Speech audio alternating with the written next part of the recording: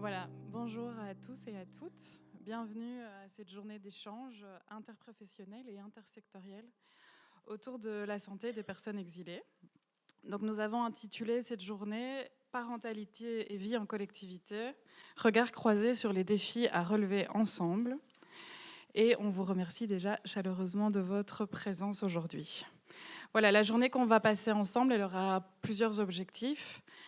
D'une part, on a eu l'envie d'approfondir finalement les enjeux en lien avec cette thématique et on va le faire ce matin au travers d'une table ronde qui réunira divers intervenants et intervenantes. Ensuite, vous aurez également l'occasion de découvrir des ressources, des acteurs et des actrices qui agissent autour de cette thématique, mais aussi des plaidoyers déjà existants que l'on avait envie de visibiliser aujourd'hui. Et ça sera lors d'un marché des expériences qui aura lieu dans la salle Horizon, si je ne me trompe pas. Voilà. Et enfin, cet après-midi, on se retrouvera en 3 ateliers.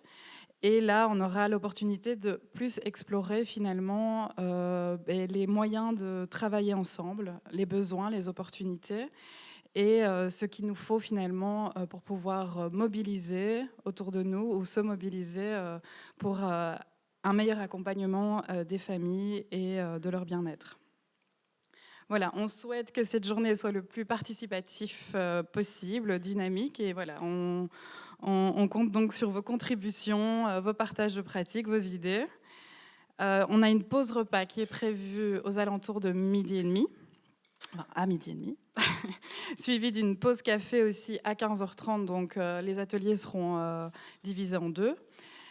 Et la journée se terminera à 16h30. Et voilà, on va vraiment respecter ces horaires dans l'animation, mais on compte aussi sur vous pour cela. Alors, pour une petite mise en contexte par rapport à l'association dans laquelle on travaille, donc c'est Culture et Santé. On est actif depuis plusieurs années sur les questions de santé et d'exil.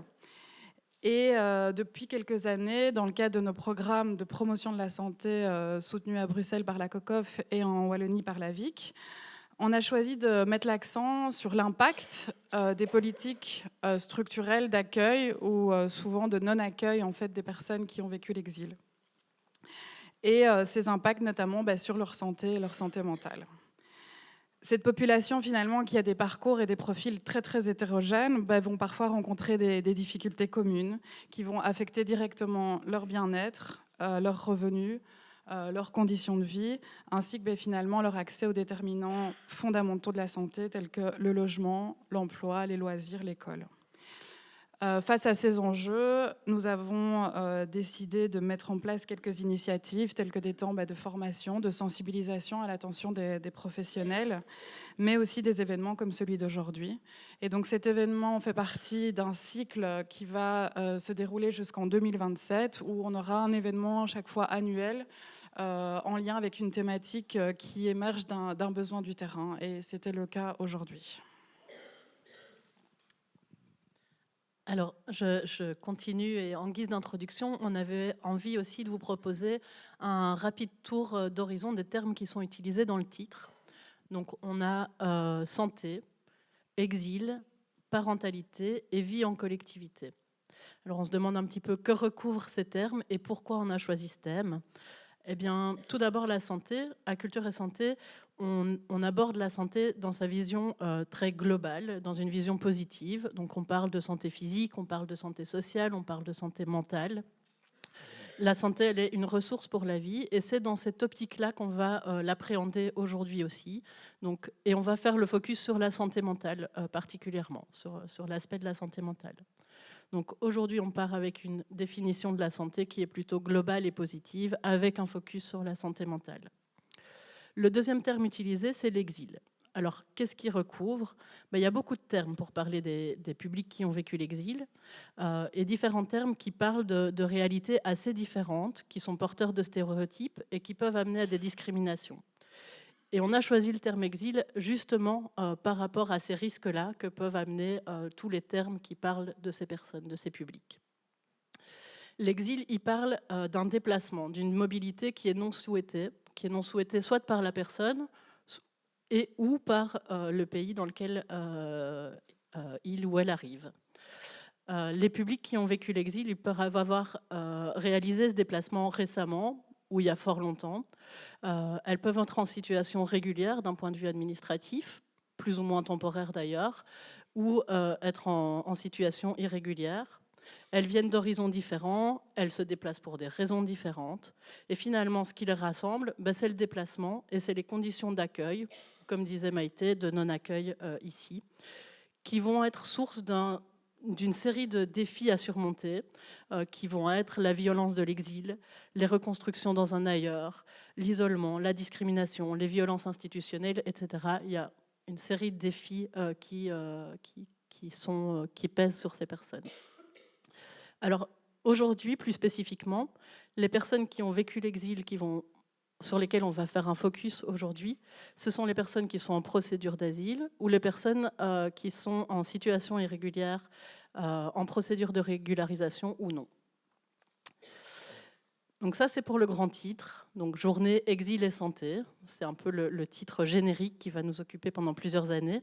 Mais aujourd'hui, cette année, on parle plus spécifiquement de parentalité et de vie en collectivité. Alors, la parentalité en exil, c'est un thème qui a déjà été traité lors de Journée Exil et Santé, celle de 2019. Et c'est un thème qui revient souvent dans notre travail à Culture et Santé, pour lequel on est souvent sollicité.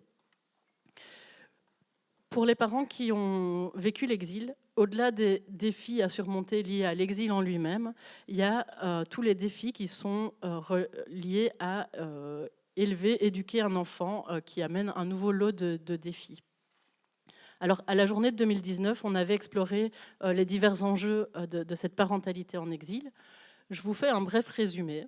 Il n'est ni exhaustif, ni complet. Enfin, voilà, c'est vraiment juste quelques éléments qui sont issus de 2019 pour donner, l'idée ici, c'est de donner quelques enjeux liés à la parentalité en exil pour pouvoir faire, dans un deuxième temps, un focus sur qu'est-ce qui est spécifique au fait de vivre en collectivité. Donc là, c'est plutôt un tableau général. Alors, pour ces parents en exil, il y a d'une part se construire comme parent et transmettre en étant loin de ses racines. Alors comment on s'inscrit dans une histoire quand il y a une rupture, comment créer des liens de filiation quand la famille est si loin. Donc c'est toutes des choses qui peuvent, toutes des questions qui peuvent émerger dans cette situation. Il y a aussi parfois des conflits de loyauté et de déculturation. Ça peut arriver quand la culture d'origine est disqualifiée ou non reconnue, notamment liée à l'accueil qui lui est fait ici. Les familles se construisent dans un mélange de cultures et ça peut amener à des conflits de loyauté. Au-delà des enjeux liés à la transmission, plutôt de filiation, transmission verticale, on va dire, il y a la création de nouveaux liens sociaux, où on est dans une création plutôt horizontale, avec des liens d'affiliation. Alors ça peut être la création de nouveaux liens sociaux dans le pays d'accueil, ou la création de nouveaux moyens de communication avec le réseau dans son pays d'origine ou les pays par lesquels on est passé. L'exil, il impacte également la construction des rôles de parents et d'enfants qui peuvent être mis à mal par l'instabilité des personnes en procédure d'asile, par exemple, par la privation de droits élémentaires selon le statut administratif des personnes, et puis aussi parce que les enfants sont davantage insérés, impliqués dans la vie du pays d'accueil et donc font parfois le relais dans des démarches administratives, etc. Et donc les rôles peuvent être bouleversés entre parents et enfants. Et puis il y a les politiques migratoires, les raisons et les conditions de l'exil qui impactent également la parentalité. En créant des structures familiales spécifiques. On a par exemple les familles à distance, le regroupement familial, qui peut créer des dépendances administratives, la monoparentalité, qui est aussi une réalité fort présente dans les familles exilées. Et puis à cette journée de 2019, on avait aussi beaucoup parlé des normes de parentalité et ce besoin de reconnaissance.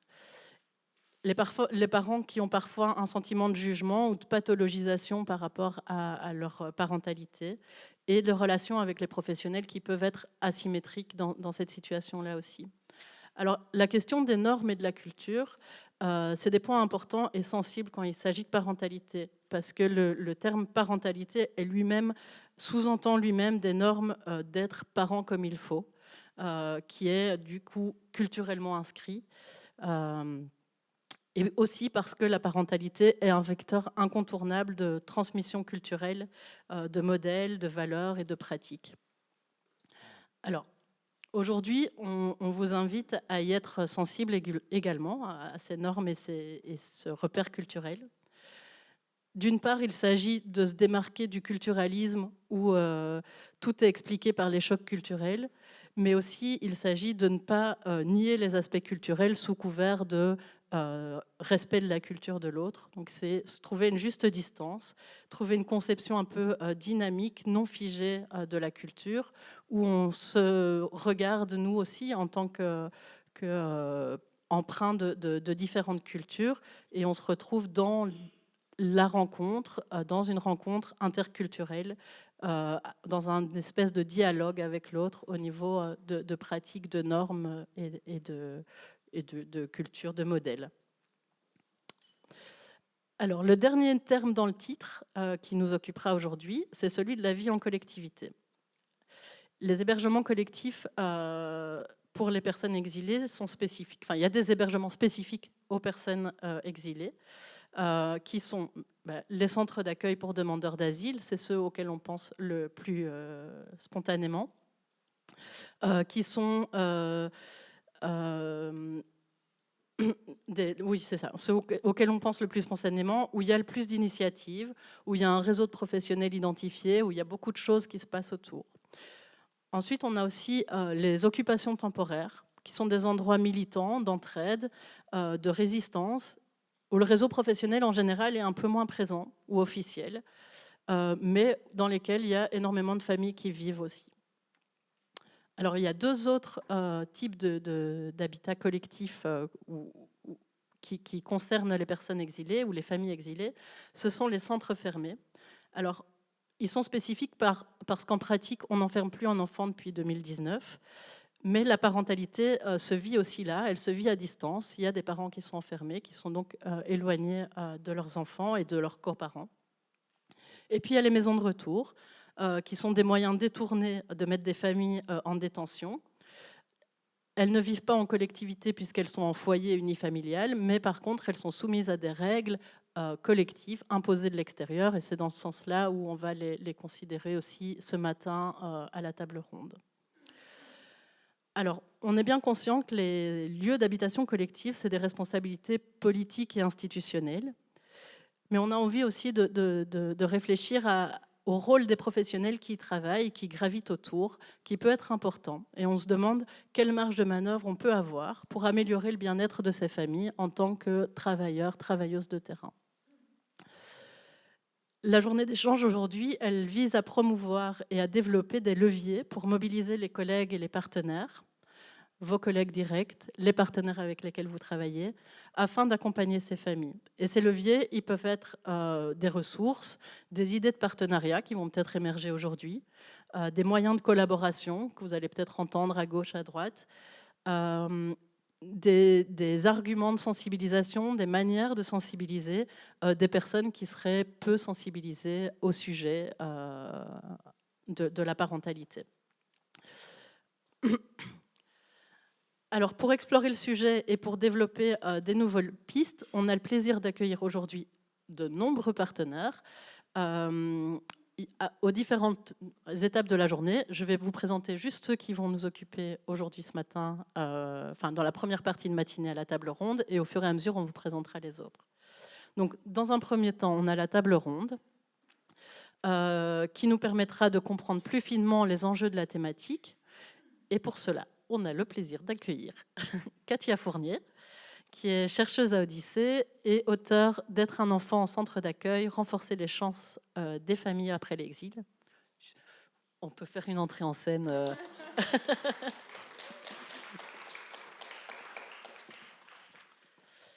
Florence Van Weert, qui est travailleuse sociale pour le projet Parents en exil de Tabannes, qui est un centre de santé mentale spécialisé dans l'accompagnement des familles exilées.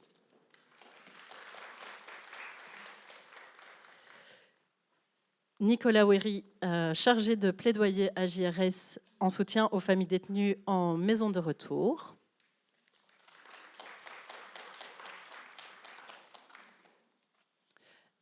Et alors, je vous la présente déjà, mais elle n'est pas encore là, elle arrivera à 10h30. Henriette Essamicolo, qui est militante sans papier et active dans le comité des femmes sans papier.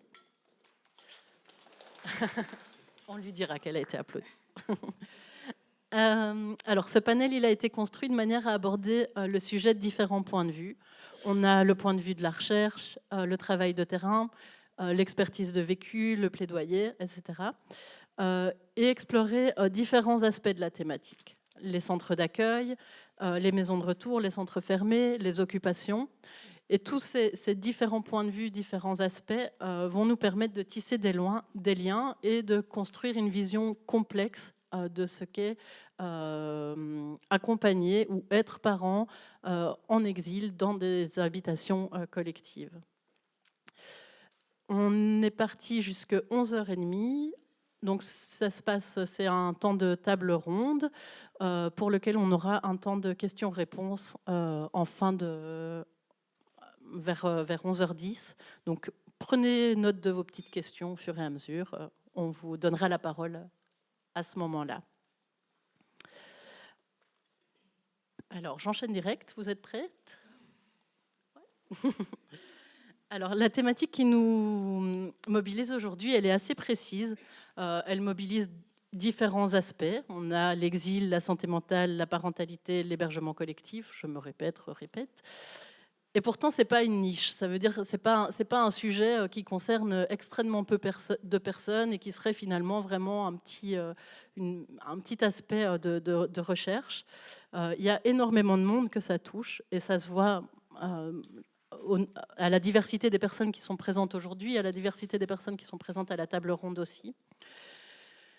Pour un peu comprendre comment cet aspect vous touche, j'ai envie de vous demander à chacun, à chacune, en 2 minutes, pourriez-vous vous présenter et expliquer votre lien avec la thématique d'aujourd'hui ? Et Florence, si tu veux commencer, je t'en prie. Bonjour tout le monde. Alors, je vais faire une double présentation, 2 en 1, pour présenter le projet Parents en exil. Donc, Parents en exil est un projet qui fait partie de l'ASBL Taban.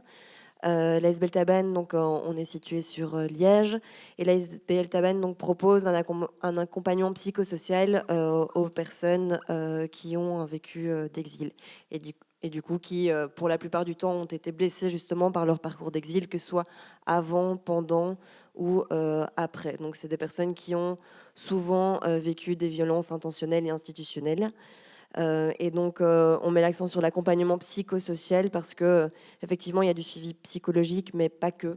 C'est aussi l'idée de pouvoir justement accompagner le social qui est autour, c'est-à-dire pouvoir accompagner les personnes dans ce qui produit de l'anxiété au quotidien liée à leur situation d'exil. La spécificité de Taban, c'est qu'on a une approche de clinique transculturelle, c'est-à-dire que l'idée de pouvoir se décentrer de ses propres normes, de ses propres valeurs et de pouvoir co-construire avec les personnes qu'on reçoit, voilà, c'est quelque chose qui est au cœur aussi de notre travail. Et donc, Parents en exil s'inscrit dans l'ASBL Taban. Donc, nous, ce qu'on propose, c'est aussi de l'accompagnement psychosocial de parents en situation d'exil, avec la spécificité qu'on va travailler sur la question du lien parent-enfant. Et donc, c'est un lien qui peut en fait être écorché ou abîmé parfois par le parcours d'exil, et à nouveau avant, pendant et après. Je crois que c'est important d'insister sur ces différentes phases parce que ces différentes violences que les personnes peuvent vivre, et ces violences peuvent effectivement venir interférer dans l'exercice de la parentalité. Et donc, nous, une des spécificités de Parents en exil, donc on s'inscrit dans l'ASBL Taban, mais on a quand même des pratiques différentes qui sont notamment les questions de visite à domicile, essentiellement. Et quand on parle de visite à domicile, c'est qu'on va au domicile des personnes, mais domicile, ça peut être... la définition peut être assez large, donc c'est le chez-soi des gens, mais ça peut être aussi dans des centres, ça peut être en fait là où vivent en tout cas les gens. Donc, on travaille essentiellement en binôme. On accompagne donc en théorie. Nos accompagnements se font donc au moment de la grossesse jusqu'aux 3 mois de l'enfant. Et ça, c'est en théorie parce qu'effectivement, avec les spécificités du parcours des personnes, en fait, c'est des personnes qui sortent parfois des réseaux formels ou en tout cas qui mettent du temps à arriver jusqu'à nous. Et donc, du coup, c'est pas parce que les 3 mois de l'enfant sont accomplis qu'on n'accepte plus de les accompagner. Je crois que par rapport à la thématique d'aujourd'hui, évidemment, on s'est senti concerné par rapport aux questions de parentalité. La parentalité qui est une thématique, voilà, la société est peu inclusive autour de la parentalité de manière générale, mais quand on parle de situation d'exil, voilà, il y a des violences qui viennent s'ajouter, et des formes de domination aussi qui s'y ajoutent et qui rendent complexe l'exercice de la parentalité. Et donc, dans les suivis des familles que nous, on a en tout cas actuellement, qu'on a eu, on a aussi effectivement des personnes qui vivent en collectivité. Et donc, la table ronde d'aujourd'hui nous a permis de prendre du recul sur notre travail par rapport à ça et de pouvoir dresser à la fois les constats et les enjeux et de pouvoir réfléchir justement à ces impacts. Et on en a dressé quelques-uns qu'on aura l'occasion du coup de développer plus tard. Voilà. Merci. Nicolas, si tu veux enchaîner. Je te passe.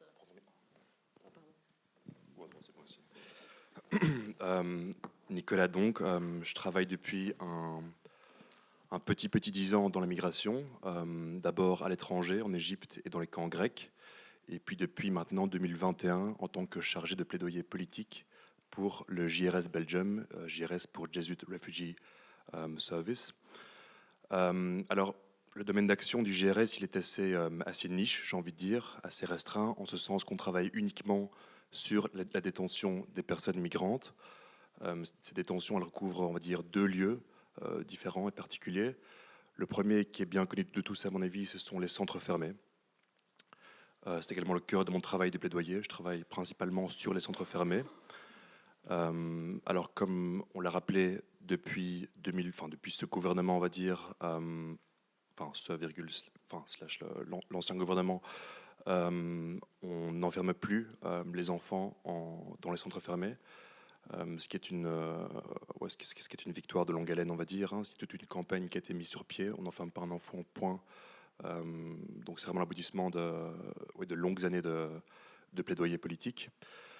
Une exception tout de même, c'est-à-dire que quand une famille arrive à la frontière, donc à l'aéroport, et que l'âge des enfants est remis en cause, là, par contre, on peut effectivement se retrouver avec des familles en détention, dont donc l'âge des personnes mineures a été remis en cause, qui ont été évaluées comme ayant 18 et 19 ans. Donc là, effectivement, on retrouve encore un petit peu des familles en centre fermé. Le deuxième lieu d'enfermement, qui n'est lui alors pas vraiment collectif, ce sont les maisons de retour, qui sont à mon avis moins connues du public. Il s'agit de sites de plusieurs appartements individuels, où sont donc là bel et bien enfermées des familles avec enfants mineurs. Un titre de détention est donc bel et bien pris à l'encontre de ces familles. Une certaine restriction à la liberté d'aller, la liberté de mouvement est également en place dans ces maisons de retour. Pour un petit peu parler de la dimension collective, les règles qui régissent ces maisons de retour sont collectives d'une part. D'autre part, il faut dire aussi que qu'il y a des lieux de commun également dans ces maisons de retour, qui sont les lieux de loisirs. Donc c'est la petite cour, c'est le jardin, c'est la salle télévision, salle de jeu, etc. Ça, c'est collectif, bien qu'évidemment, il dépend uniquement des familles de s'y rendre ou pas. Et voilà, j'ai envie de dire. Merci. Et Katia, je t'en prie. Bonjour à tous et à toutes. Moi, je m'appelle Katia Fournier. Je suis chercheuse chez Odyssée. Donc, on est une autre école du côté néerlandophone, mais on travaille en bilingue. Plus spécifiquement en centre d'études sur les familles. Et donc, notre spécialité, c'est la recherche à finalité pratique. Donc, vraiment, on part des questions du terrain et on renvoie les résultats vers le terrain. Et donc, depuis 2020, on s'est passionné sur la question, mais qu'est-ce que ça veut dire grandir comme un enfant en centre d'accueil ? Parce que finalement, on sait que les familles exilées constituent quasiment 50% des personnes accueillies en Belgique. Qu'est-ce que ça veut dire être parent, exercer sa parentalité dans un centre collectif? Mais on s'est aussi posé la question de qu'est-ce que ça veut dire pour les travailleurs d'accompagner des bouts d'enfance, accompagner, essayer de soutenir la parentalité, de savoir ou ne pas savoir, quel est son rôle par rapport à ça. Et donc, c'est vraiment à partir de là où on s'est dit, au lieu de parler à la place des gens, on va aller parler avec les gens. Et donc, on a interrogé énormément d'enfants, 38 enfants, plus d'une 50aine de parents. Même chose avec les travailleurs, avec une diversité pour vraiment se rendre compte, mais qu'est-ce que ça veut dire au quotidien? Qu'est-ce que ça veut dire comme point de tension? Qu'est-ce que ça veut dire comme point de friction?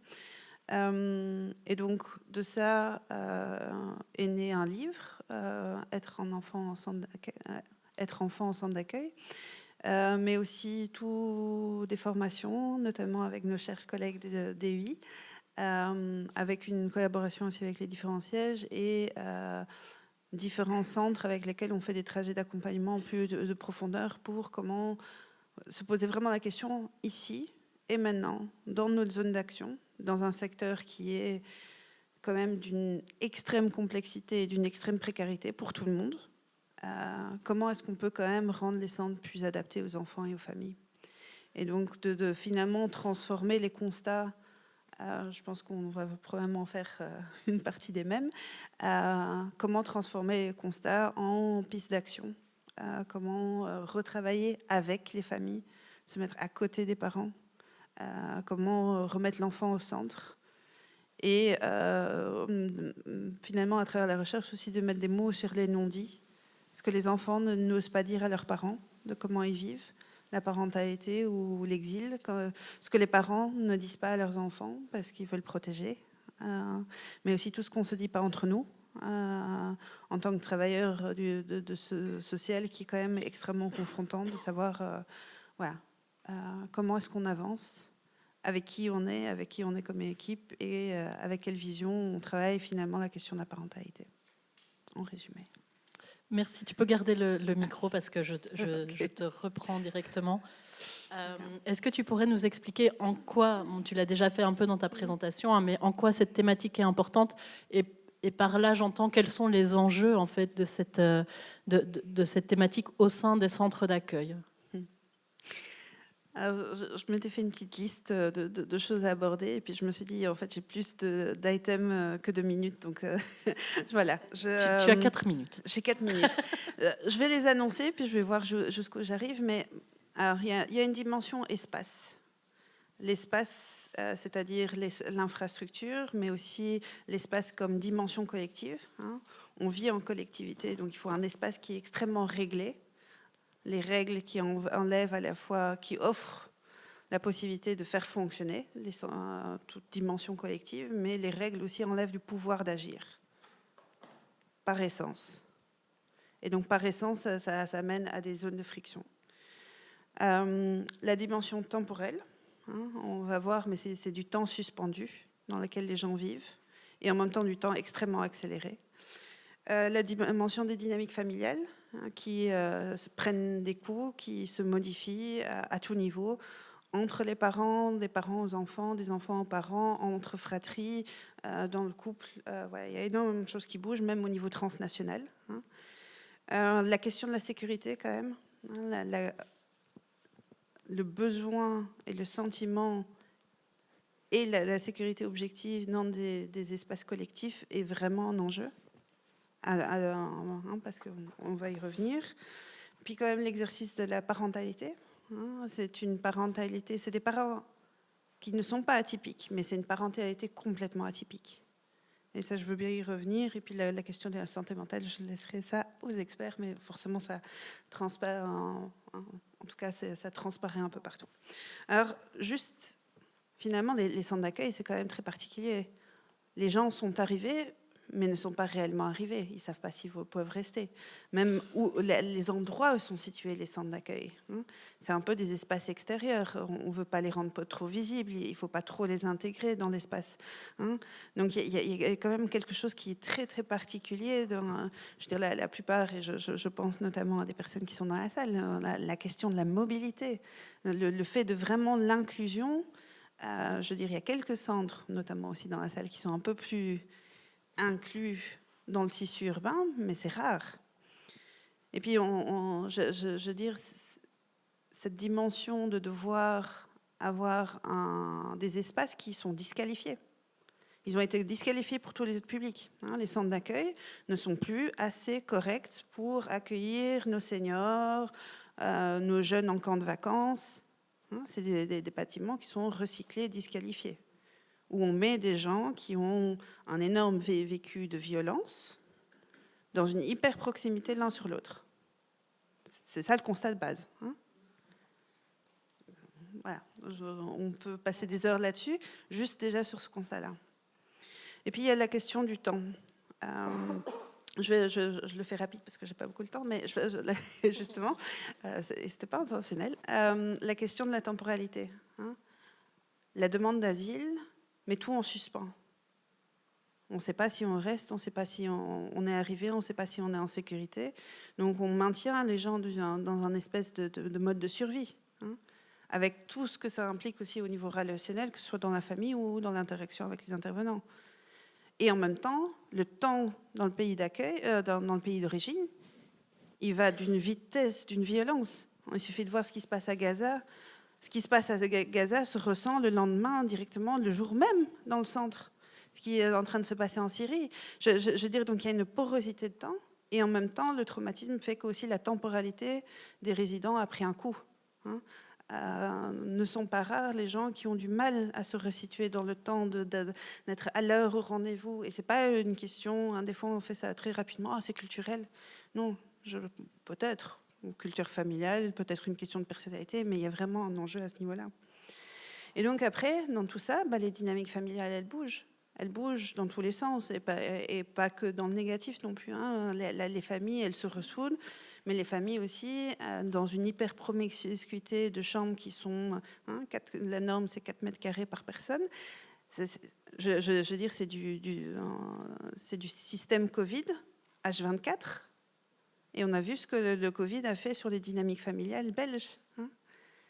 Donc, je veux dire tout ça pour dire qu'il y a énormément de choses qui se bougent. Et puis alors, les enfants apprennent rapidement la langue, ont tout un système social autour de l'école qui les influence d'une manière ou d'une autre. Les parents qui sont dans une autre temporalité, on a finalement des rythmes familiaux qui sont qui bougent et qui des fois s'entrechoquent.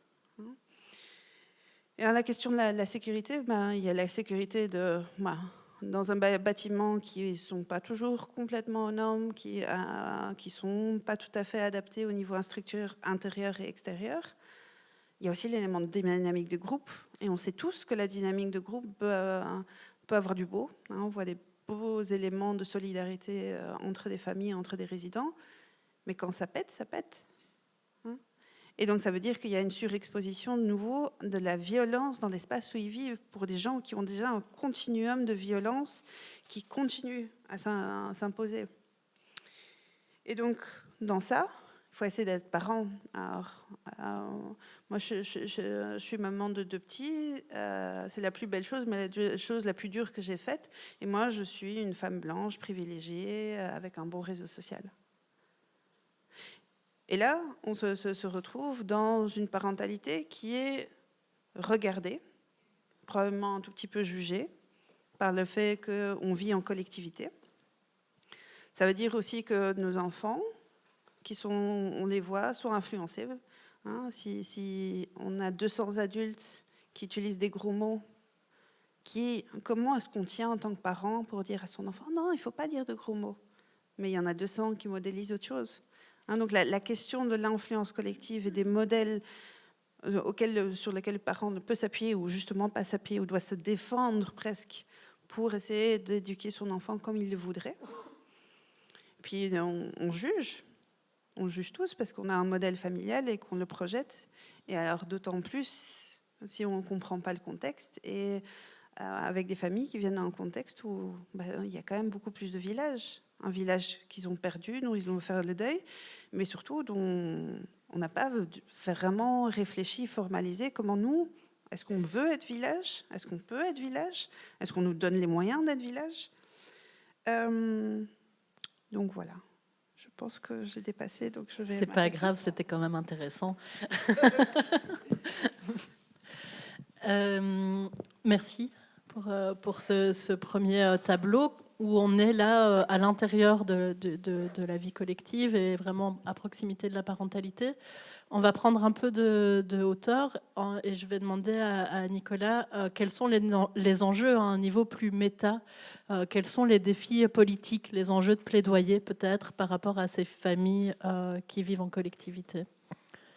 Et puis, oui. Mais je trouve la question un petit peu compliquée, telle elle est large, donc je vais peut-être un petit peu, par moment en tout cas, me raccrocher au contexte si rassurant de la détention pour y répondre. Je pense qu'un premier enjeu, en tout cas un premier défi, c'est très trivial ce que je vais dire, mais par rapport à tout ça, c'est de garantir que les droits et le bien-être de l'enfant soient respectés, quel que soit le contexte, que ce soit la détention, que ce soit l'accueil ou que ce soit après, on va dire, pour les personnes sans papier, etc. Mais c'est un enjeu qui est incommensurable, qui est très difficile, je pense, à réaliser aussi. Mais c'est un enjeu réel. Pour prendre l'exemple des maisons de retour, on y voit bien que des personnes qui sont détenues pour être éloignées, les parents évidemment sont soumis à un niveau de stress quand même assez accru, qui se répercute inévitablement sur les enfants et sur leur bien-être. Ça va de soi. Je pense que le moment de l'arrestation est aussi vécu comme très traumatique par les enfants. Là aussi, les questions de bien-être sont au cœur de la chose. Quand il s'agit de respecter les droits de l'enfant en maison de retour, il y a des gros problèmes au niveau de la scolarité des enfants. D'une part, si on les arrête sur le territoire, on les déplace en fait vers une zone totalement éloignée.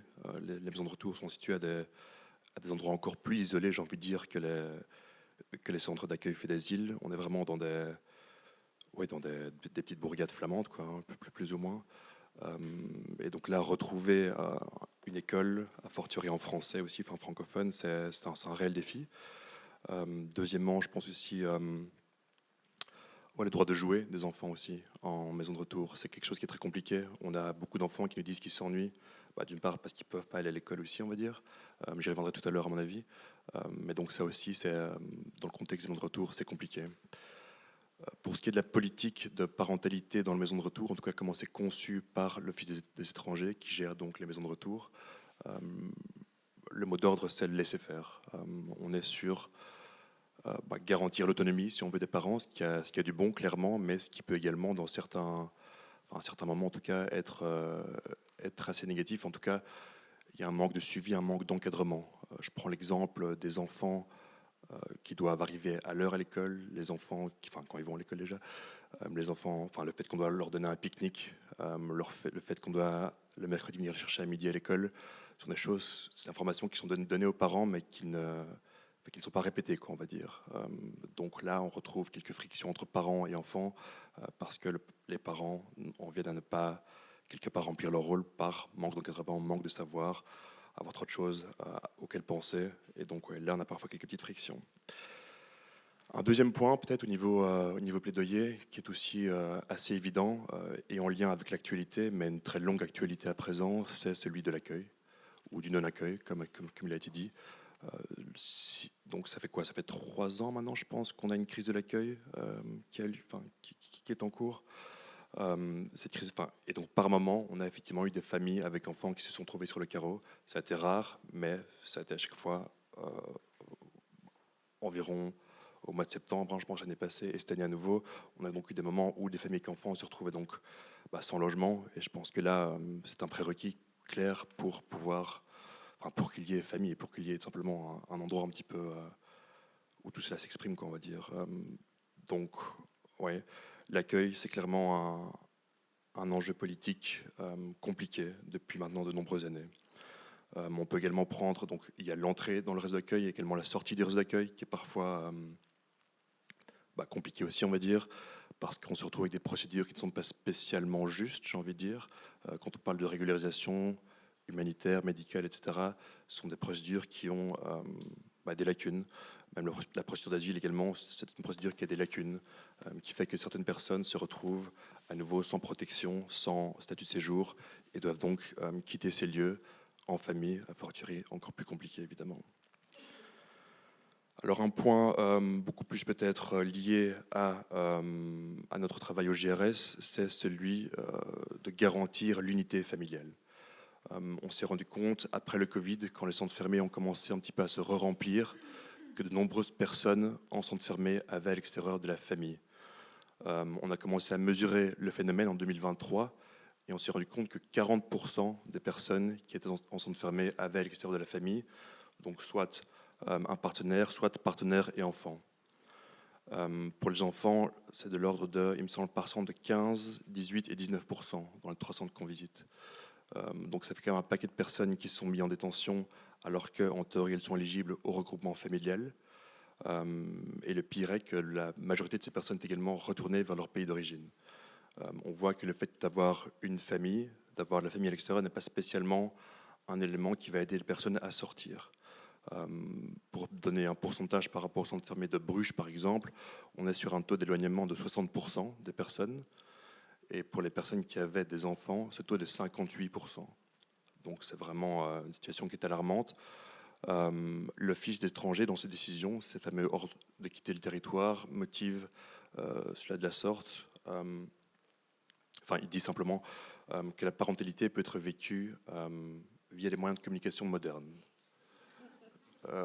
Donc voilà, je pense que les rires sont révélateurs de la teneur de l'argument qui est complètement ridicule, clairement. Et ça génère immensément de frustration chez les gens, évidemment, qui lisent ça dans leur ordre de quitter le territoire, qui se trouvent en détention. Lire ça, c'est très compliqué. C'est dévastateur.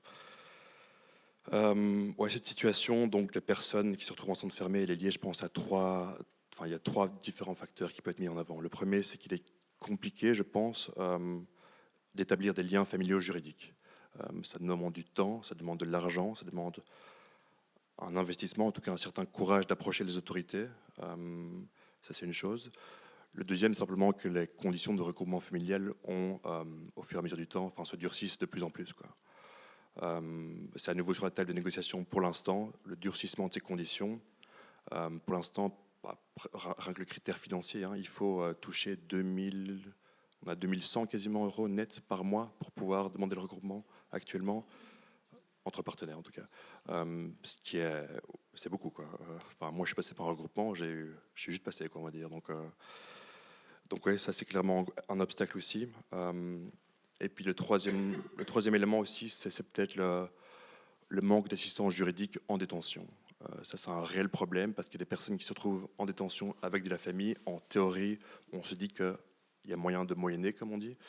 Mais le fait est que oui, l'assistance juridique, les avocats en détention manquent d'expérience, manquent d'expertise, commettent des fautes, qui fait que ces personnes sont donc éventuellement, en fin de compte, rapatriées vers leur pays d'origine. Et puis un dernier point, s'il me reste encore vraiment 30 secondes, 20 secondes. Allez.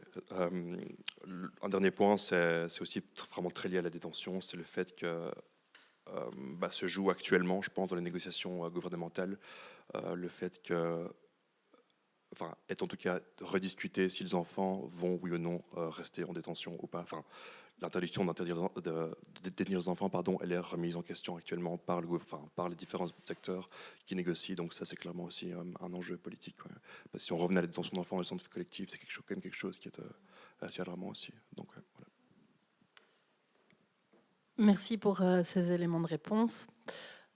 Et on continue le tour d'horizon avec Florence qui va nous apporter une réponse un peu plus sur les services qui gravitent autour de ces lieux d'hébergement collectif. Et la question est celle-ci, quels seraient les défis sur le terrain en lien avec l'accompagnement psychosocial, puisque c'est plutôt la casquette que tu as aujourd'hui, des familles qui vivent dans ces centres d'hébergement collectif, dans ces hébergements collectifs.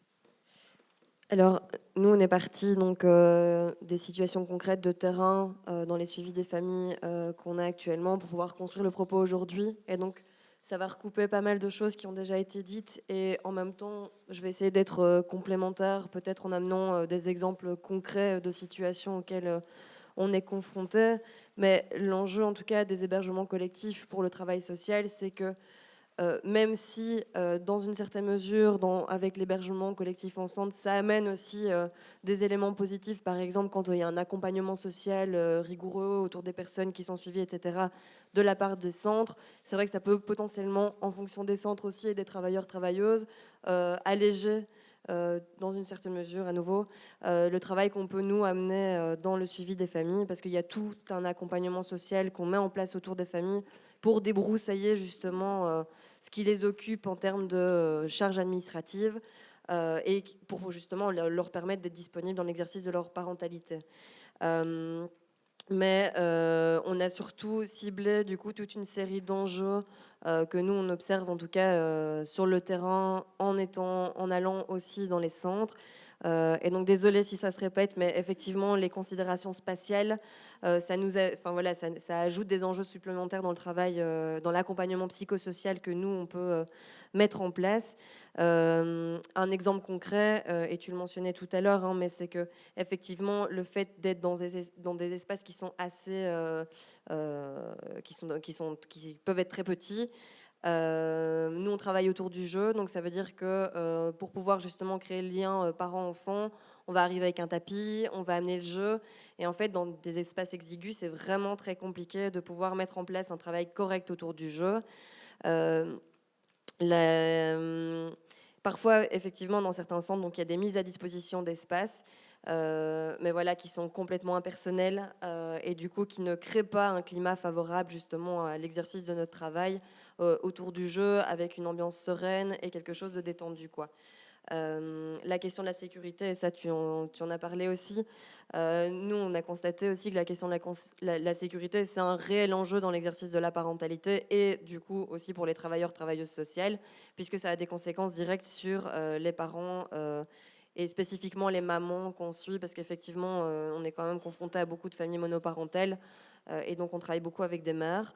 Et ça a un impact direct justement sur le développement des enfants. Un exemple concret, c'est que par exemple dans un suivi d'une maman en centre, le sentiment d'insécurité faisait qu'elle sortait très peu de son espace. Il y avait ça corrélé aussi à des questions d'hygiène. Donc elle voulait pas par exemple que sa fille marche à quatre pattes ou qu'elle sorte simplement de la chambre, et donc les conséquences de ça, c'est en fait une enfant qui n'a pas pu explorer son environnement dès son plus jeune âge, et qui a du mal à socialiser avec d'autres personnes que sa mère, qui a du mal à quitter sa mère, qui ne va pas explorer l'environnement autour, et donc en fait ça mène à des retards de développement. Ça, c'est des choses concrètes auxquelles on est confronté sur le terrain dans les suivis, notamment dans les hébergements collectifs. Des questions de sécurité, un autre exemple, c'est une maman famille monoparentale encore, qui ne peut pas fermer son espace à clé et qui est obligée d'aller aux toilettes avec ses 3 enfants, dont un en bas âge. Voilà, ça c'est des exemples concrets de choses en fait qui prennent beaucoup d'espace aussi, et c'est normal dans les suivis qu'on amène avec ces personnes, parce que c'est des préoccupations qui sont quotidiennes et qui viennent vraiment interférer l'exercice de leur parentalité, mais qui viennent surtout ajouter des charges supplémentaires, qu'elles soient matérielles ou même psychologiques, parce que le sentiment d'insécurité, ce que ça amène aussi, c'est énormément d'anxiété, et une anxiété qui potentiellement, et je pense que tu l'as nommé tout à l'heure aussi, ça peut se répercuter aussi sur les enfants. Donc nous, on travaille la question du lien et de l'attachement. La question qu'on se pose, c'est comment créer un lien sécure avec son enfant quand soi-même, on ne se sent pas en sécurité dans l'espace dans lequel on évolue. Et donc effectivement, ça, c'est des enjeux supplémentaires que nous, on doit prendre en charge dans ce genre de situation. Oui, et donc tu l'évoquais aussi tout à l'heure, tu avais fait une liste d'items, je l'ai fait aussi, et donc je suivais en fait ta liste aussi sur la mienne, la question de se sentir dépossédé des décisions et du choix qu'on pose en tant que parent, ça aussi c'est un enjeu autour des centres, et à nouveau ça prend de l'espace, nous, dans le travail d'accompagnement qu'on peut proposer avec les parents, simplement parce qu'effectivement, il y a des règles à suivre, qui ne correspondent pas toujours en fait à ce que les parents souhaiteraient transmettre, et donc il y a aussi quelque chose d'assez dissonant à certains endroits, qui est en fait en termes de transmission, on a envie de transmettre des choses, mais on sait que ça ne correspond pas aux règles qui nous sont imposées, et donc en fait comment est-ce qu'on arrive à s'y retrouver dans sa parentalité, sa propre parentalité, dans un espace qui ne nous laisse pas beaucoup d'opportunités pour l'exercer comme on souhaiterait l'exercer. Là, j'avais des exemples, oui, la question des préjugés, je pense que tu l'as spécifié aussi, hein, et on a tous des préjugés, hein, mais sur la question de la parentalité, il y a, on a tendance à penser que la parentalité s'exerce d'une certaine manière. Or, en fait, la parentalité, elle est multiple, elle est multiple, il y a autant de parentalité que de parents, et donc ça, c'est sûr que ça amène aussi le sentiment de se sentir observé constamment, à la fois par ses pairs, parce qu'effectivement, on partage des espaces avec des personnes avec qui on partage peut-être pas la même culture, peut-être pas la même religion, on vient peut-être des d'ethnies différentes. Et donc voilà, il y a tout ça à prendre en ligne de compte dans comment est-ce qu'on se sent en collectivité et dans l'exercice de la parentalité. Et puis il y a parfois aussi des échos des jugements potentiellement des travailleurs et travailleuses sociaux. Un exemple un peu classique, c'est la manière dont, par exemple, des mères vont pouvoir porter leur bébé. Ça, c'est des choses qui nous ont déjà été renvoyées. Or, en fait, à nouveau, c'est des pratiques qui sont différentes. Ça ne veut pas dire que c'est bon ou mauvais. Enfin, voilà, c'est des choses aussi en termes de décentrage qui sont intéressantes à amener pour voir, en fait, aussi qu'est-ce que ça amène, nous, dans le travail qu'on doit justement amener avec les parents. Une des choses aussi que nous, on observe sur le travail de terrain, c'est la question, et je pense que tu l'as nommé aussi, mais la question du rythme. C'est un rythme, en fait, au sein des centres et des hébergements collectifs qui ne sont pas toujours en adéquation avec l'exercice de la parentalité et de la maternité spécifiquement ici, en l'occurrence. Nous, on a eu un suivi, par exemple, d'une maman qui venait d'accoucher. En fait, c'était très complexe de pouvoir exercer de concilier, pas d'exercer, mais de concilier en fait sa maternité avec la vie au centre. Un exemple tout bête, la question des repas. Les repas, en fait, c'est telle nourriture à telle heure, et en fait, si on le loupe, on le loupe. Or, en fait, en général, les mamans, elles calquent leurs horaires à leurs enfants et pas à la vie du centre. Et donc, il y a des mamans qui nous disent, en fait, moi, je ne mange pas. Je n'ai pas pu manger parce que ça ne s'est pas calé sur sur mon horaire de maman, et donc je n'ai pas pu manger. Et donc ça, c'est des exemples très pratico-pratiques, hein, mais qui viennent réellement interférer le quotidien des parents et qui prennent beaucoup d'espace aussi dans l'accompagnement du coup qu'on propose. J'ai encore du temps ou pas? Rapidement. Si et pour terminer là-dessus, ça va vite, 4 minutes en fait. Pour terminer là-dessus, parce que en fait, nous, dans la répartition du travail qu'on propose dans l'accompagnement des familles, on a un temps pour pouvoir justement faire cet accompagnement social, mais en fait, parfois, il prend une telle proportion que ça empiète aussi sur le travail qu'on propose en termes d'accompagnement du lien parent-enfant. Et donc, on essaye le plus possible de cadrer ça pour justement pouvoir aussi exercer toute cette partie hyper importante de notre travail. Mais voilà, ça, c'est toutes des choses dans l'accompagnement social qui viennent ajouter aussi une charge de travail, j'ai l'impression en tout cas, aux intervenants psychosociaux. Ok, merci. Très bien. Maïté, je te laisse prendre la suite. Juste pour information, donc on attend Henriette qui devait arriver à 11h30, mais son train à 10h30, pardon. Son train a un peu de retard, donc elle arrivera à un moment. Oui, du coup, on va pas mal aborder la question des centres d'accueil encore plus tard dans la journée, mais on avait envie, pendant ce temps de table ronde aussi, d'explorer un peu plus les spécificités en lien avec certains milieux de vie. Et on voulait le faire notamment à partir de Nicolas qui est ici présent et la question des maisons de retour et des centres fermés, et du coup de Henriette, mais qui arrivera un peu plus tard et qui pourra nous en parler, de la question des occupations temporaires. Voilà, un premier temps pour explorer finalement quelles sont les particularités que peuvent vivre les familles, et peut-être ensuite finalement aussi peut-être ce qui est commun à l'ensemble de ces familles. Donc je vais commencer du coup avec toi Nicolas. Pour toi, finalement, qu'est-ce qui est particulier à être parent, à être enfant, vivant dans une maison de retour, dans un centre fermé? Qu'est-ce qui peut être spécifique finalement en termes de vécu, de constat ou d'enjeux? J'ai commencé par les maisons de retour peut-être. Je pense que la parentalité, elle se vit en maison de retour en fonction du profil des familles qu'on y retrouve. Donc 2 grands types de profils. Le premier, ce sont les personnes qui arrivent à la frontière, donc à l'aéroport, qui demandent l'asile et qui sont mises en maison de retour. Le second sont les familles qui sont arrêtées sur le territoire, familles sans papier arrêtées sur le territoire. Pour les premières, cela se passe, en tout cas dans les premières semaines, cela se passe mieux. Sans surprise. Donc elles arrivent à l'aéroport, souvent on leur donne à boire, à manger, et elles sont déplacées vers une maison de retour dans un délai de 10 heures plus ou moins. Il y a rarement des plaintes par rapport à tout ça. On voit chez elles aussi, chez ces familles, que le bien-être de l'enfant est leur priorité, est vraiment leur priorité. Beaucoup de familles ont simplement fui à cause des enfants, pour leur offrir un meilleur avenir, parce qu'ils avaient peur pour leur sécurité, parce qu'ils étaient discriminés dans leur pays d'origine. Donc le bien-être de l'enfant, les enfants sont réellement, comme je dis, la préoccupation première de ces familles-là. Pour les familles qui sont arrêtées sur le territoire, la situation est plus compliquée.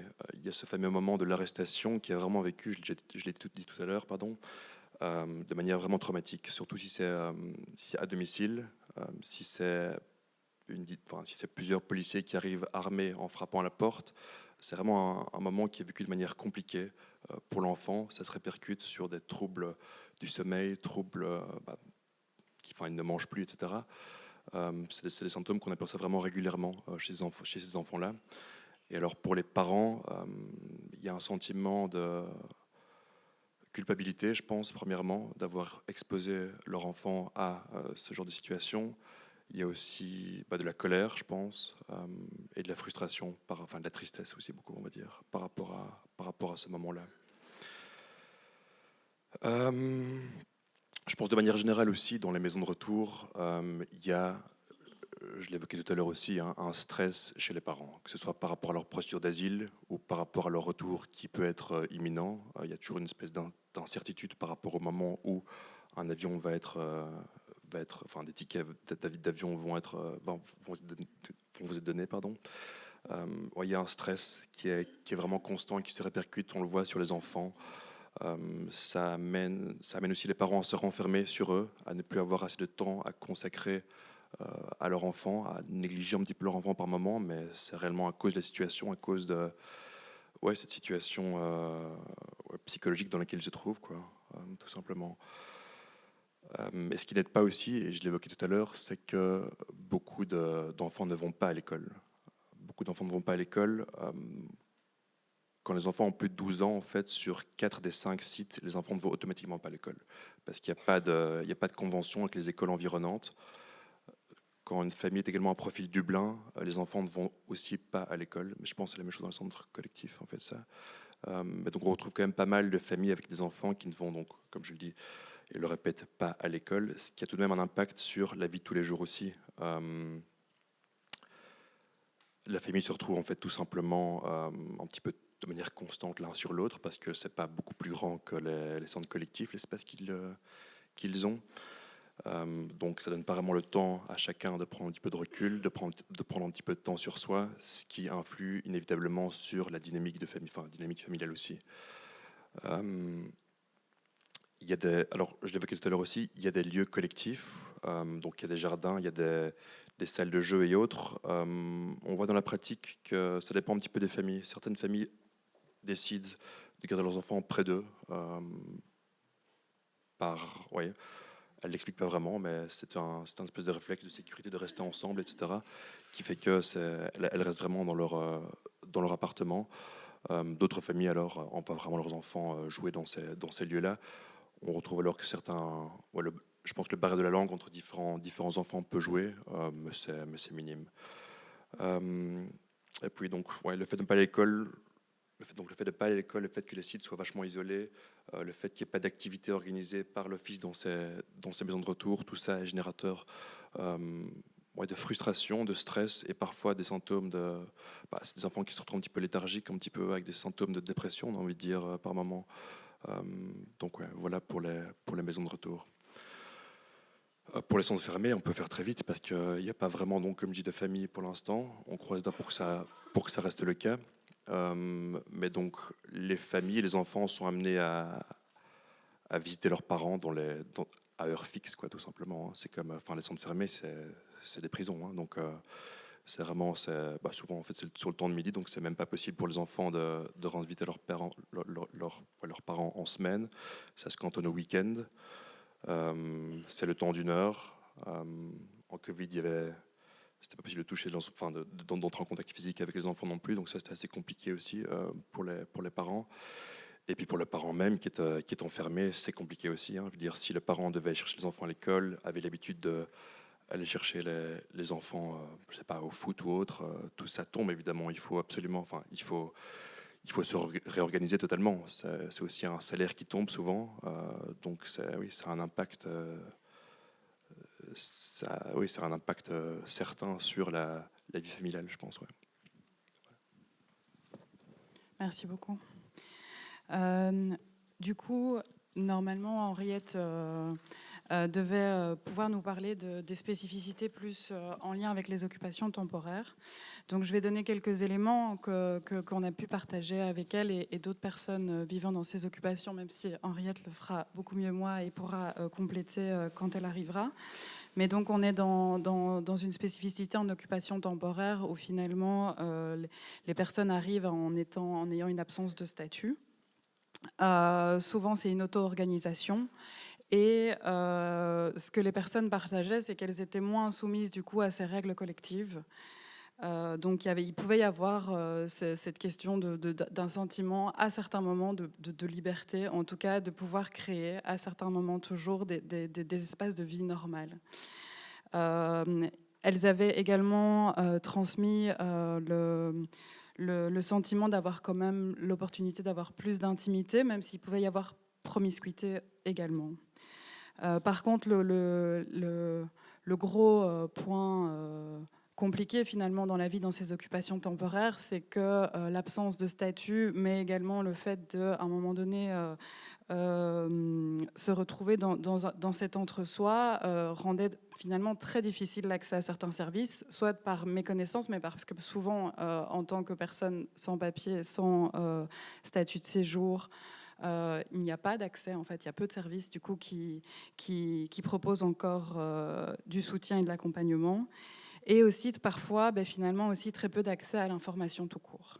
Donc ça, c'est un peu voilà, les points qui avaient été partagés. Et alors, comme ça a déjà été dit tout à l'heure, un gros sentiment d'insécurité dès qu'on passe la porte de cette occupation temporaire, sans savoir finalement si à un moment donné, on peut être arrêté n'importe quand, n'ayant aucun statut, et pouvoir être séparé de ses enfants, etc.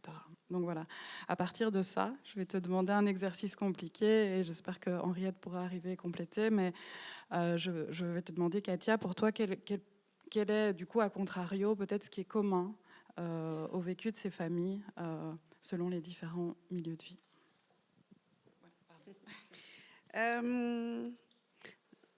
Est-ce que je peux aborder aussi une petite spécificité ou... Ce que je voulais quand même la mentionner, c'est le contexte de la demande d'asile. Hein, c'est pas lié au fonctionnement des centres, mais c'est énorme dans l'impact de ce que ça veut dire au niveau du centre.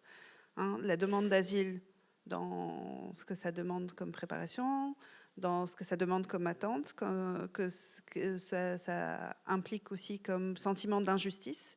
Certains groupes passent avant d'autres, certains sont reconnus en 4 mois, en 2 ans. Donc tout ça, ça crée aussi sentiment d'injustice, sentiment d'impuissance, sentiment aussi peut-être que le personnel du centre devient le visage d'un système dont ils ne sont pas responsables, mais ils le deviennent quand même. Donc ça complique toutes les relations.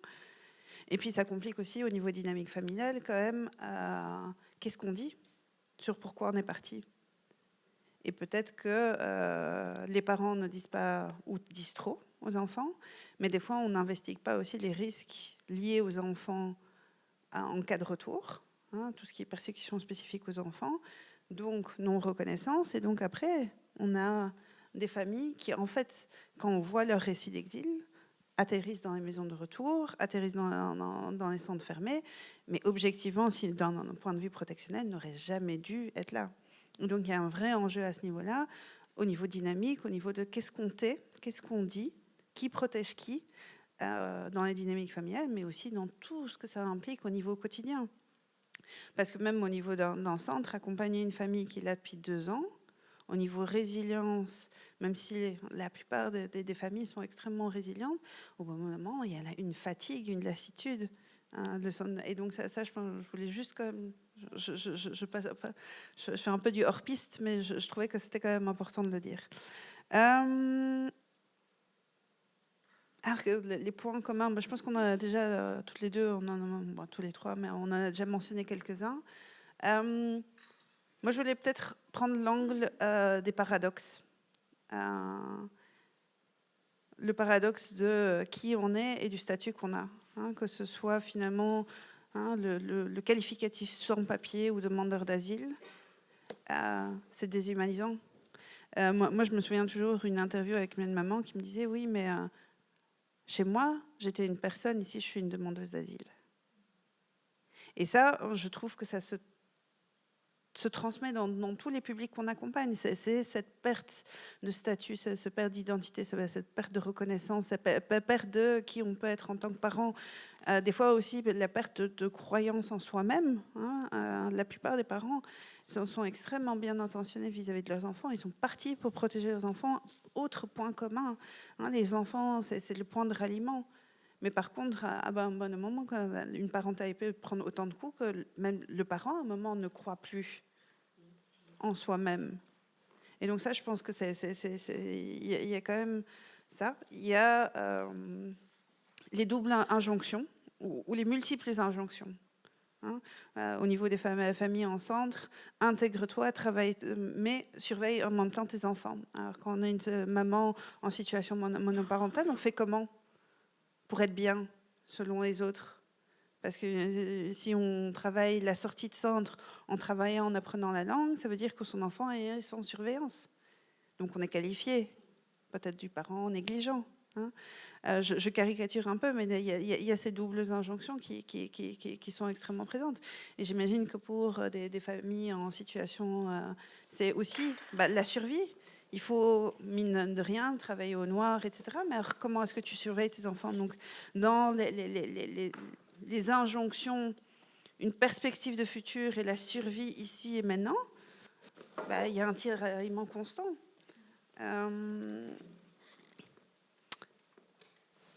Alors, je pense qu'il y a une différence peut-être par rapport aux règles, hein, c'est-à-dire que les hébergements collectifs sont quand même très cadrés, mais en même temps, je pense que dans les deux contextes, on doit se reposer la question du sens de la règle et de l'impact de la règle.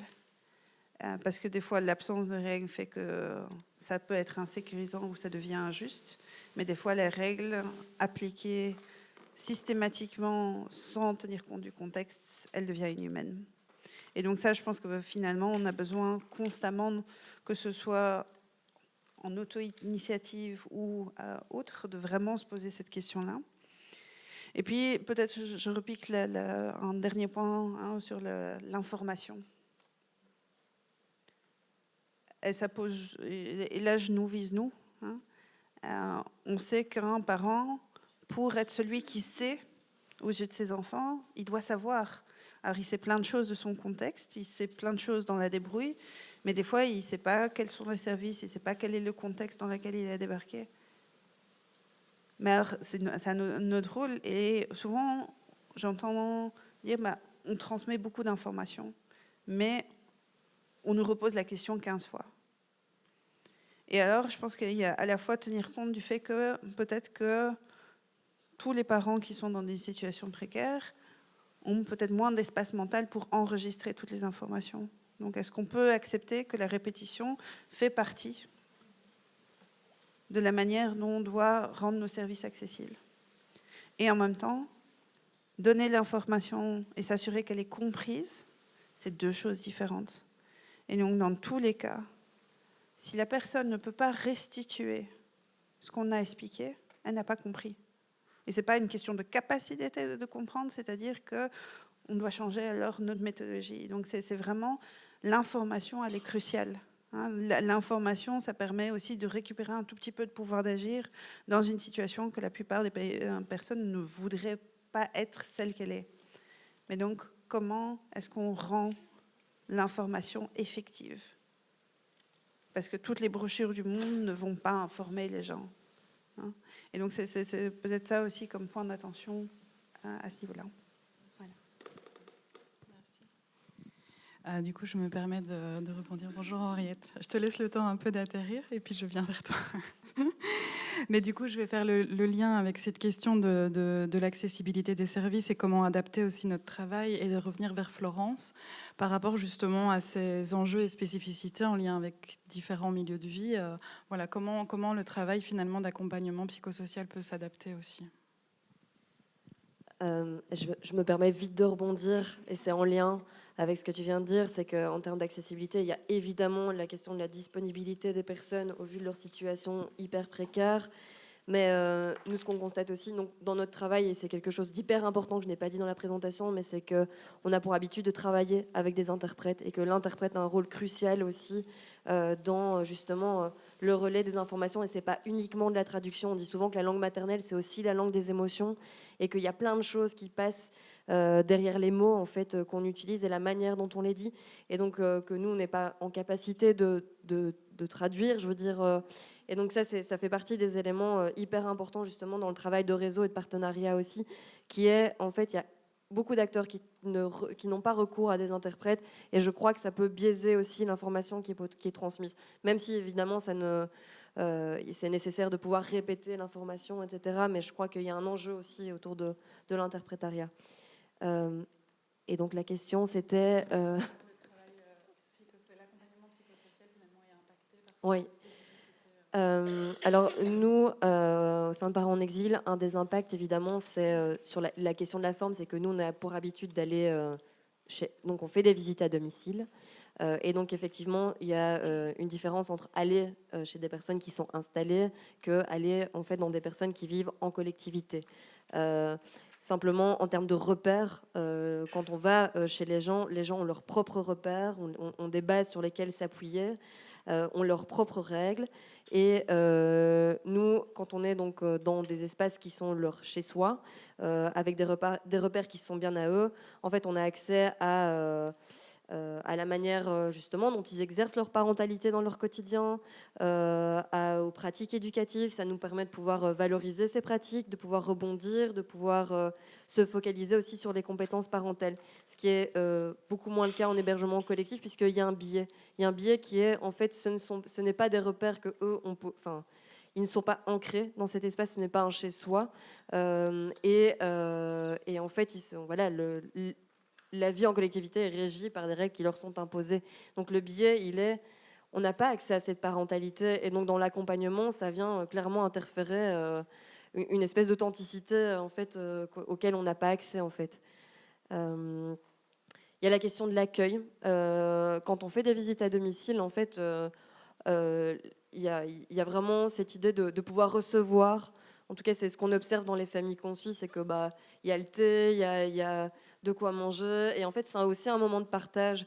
Et j'ai l'impression que nous, on a, c'est que potentiellement, dans les expériences qu'on a en hébergement collectif, c'est que ça participe à accentuer une asymétrie dans la relation.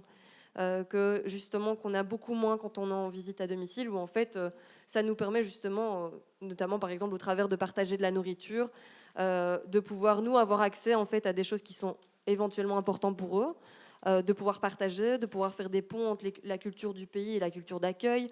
Et donc ça, c'est des choses auxquelles on n'a pas accès en fait quand on est quand on est en hébergement collectif. Alors ça paraît anodin, mais ça participe aussi à l'instauration d'une relation de confiance et du lien en fait qu'on peut aussi partager et créer avec les familles qu'on suit.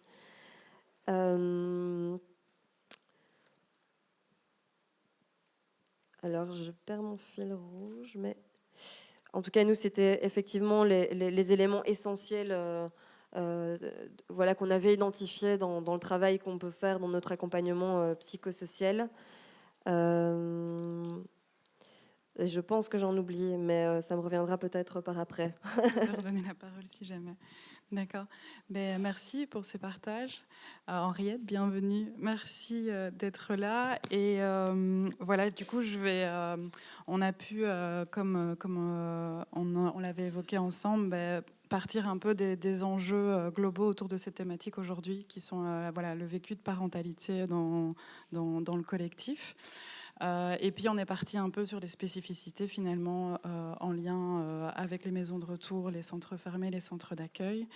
Et voilà. Et donc je te donne la parole. Je te propose de te présenter, de nous expliquer d'où tu parles aussi, et de peut-être brasser aussi voilà ces deux aspects, peut-être des enjeux, des constats plus globaux, et puis peut-être des spécificités plus en lien avec les occupations.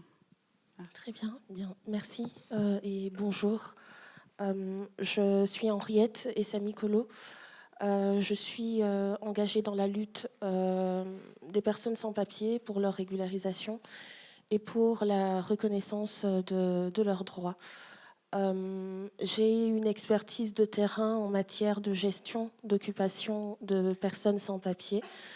J'aime bien plaisanter, même si ce n'est pas véritablement une plaisanterie, en disant que gérer une occupation, c'est assurer la fonction d'un travailleur communautaire, d'un travailleur social, mais sans le titre officiel, sans la formation et sans le salaire, bien évidemment.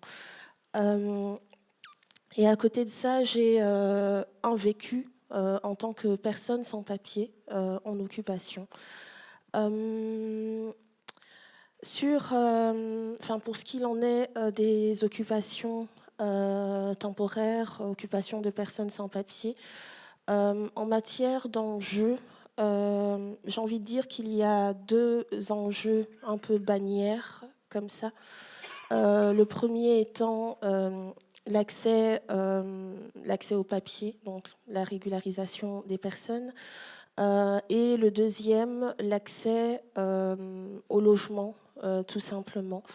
Et avec la spécificité, bien sûr, d'un logement qui soit digne et décent pour les personnes sans papier. À côté de ces deux enjeux phares, si je peux les nommer ainsi, il y a deux aspects à la parentalité, ou plutôt de la parentalité en tant que personne sans papier qui, à mon avis, ne sont pas suffisamment abordés ou creusés.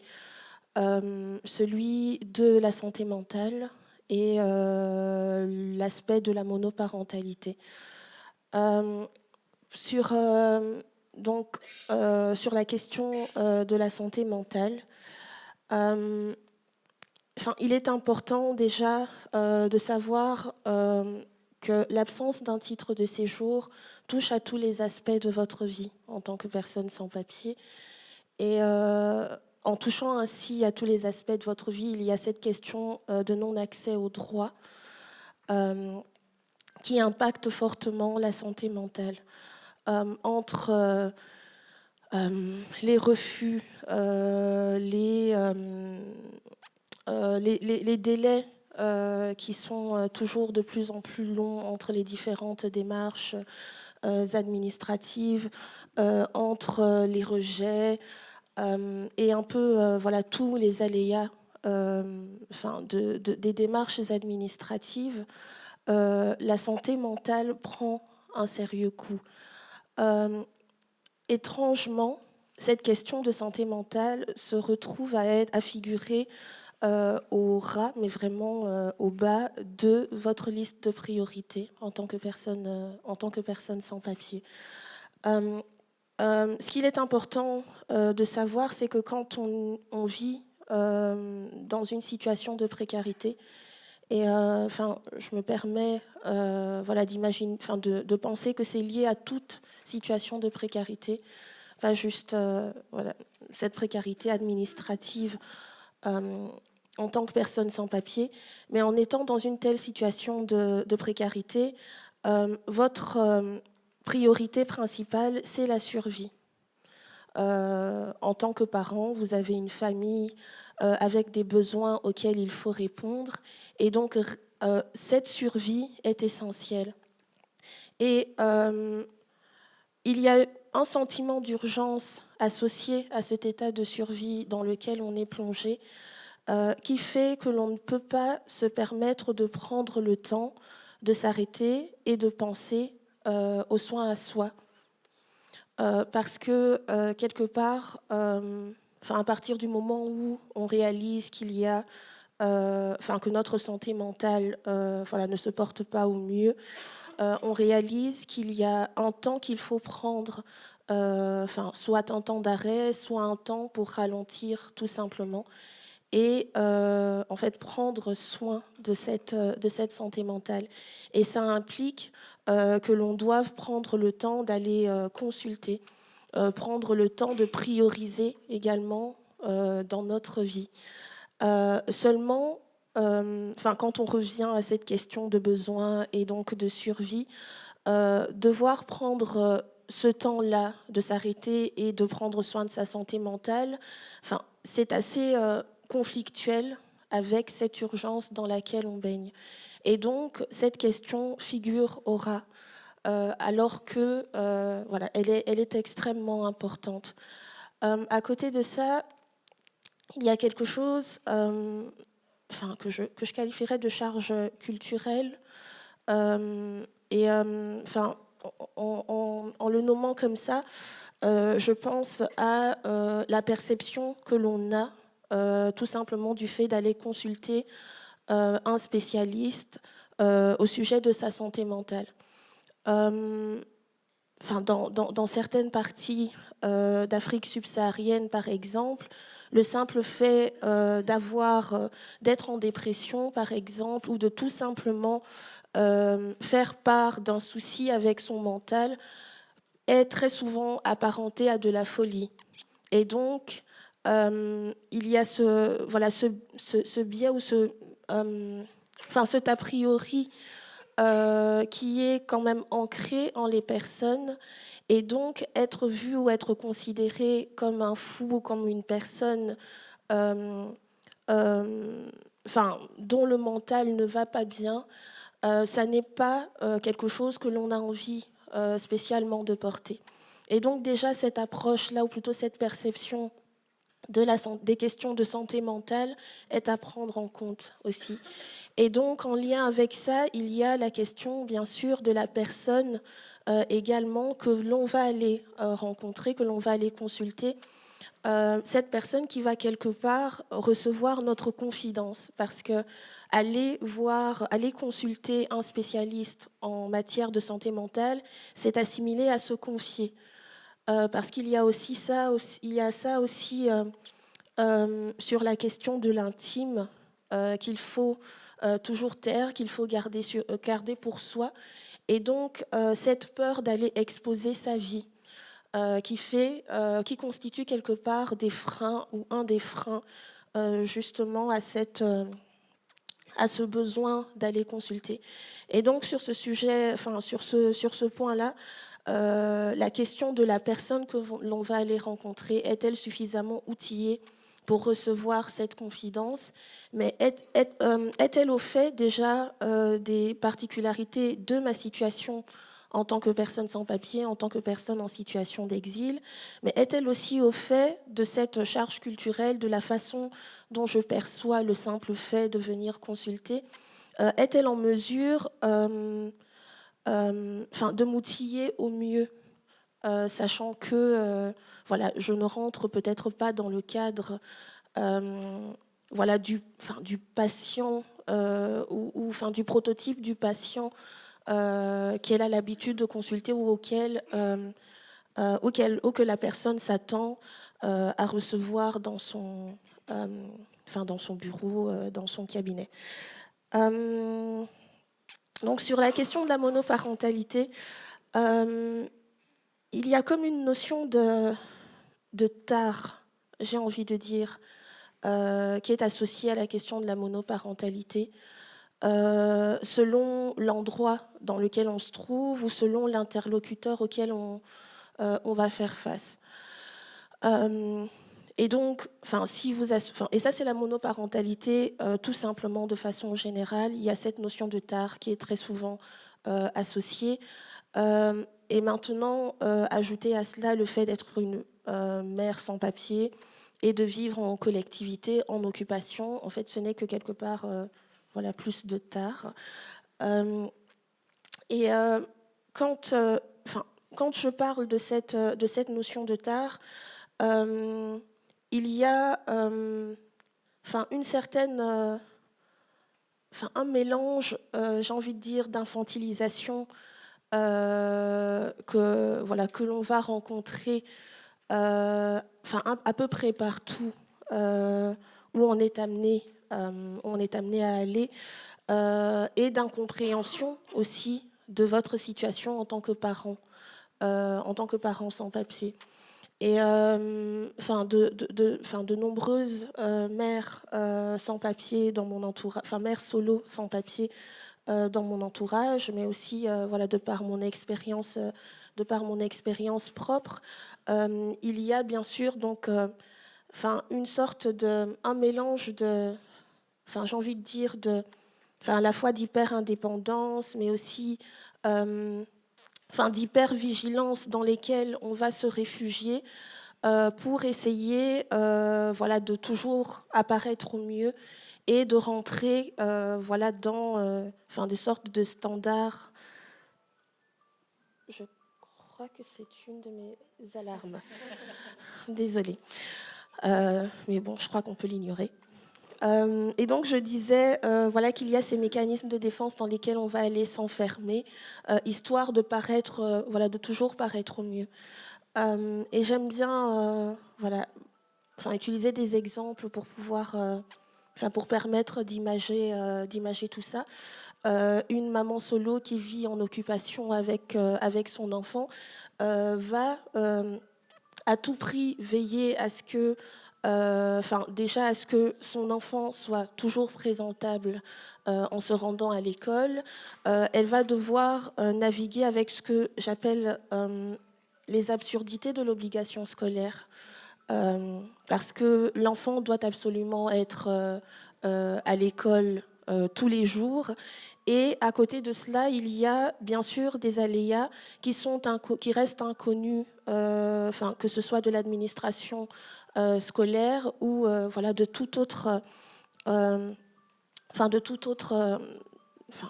personne, tout autre acteur, toute institution qui n'est pas au fait de ces situations-là. Et donc, imaginez que voilà, qu'un matin, vous n'ayez pas de titre de transport et que vous soyez incapable d'emmener votre enfant à l'école.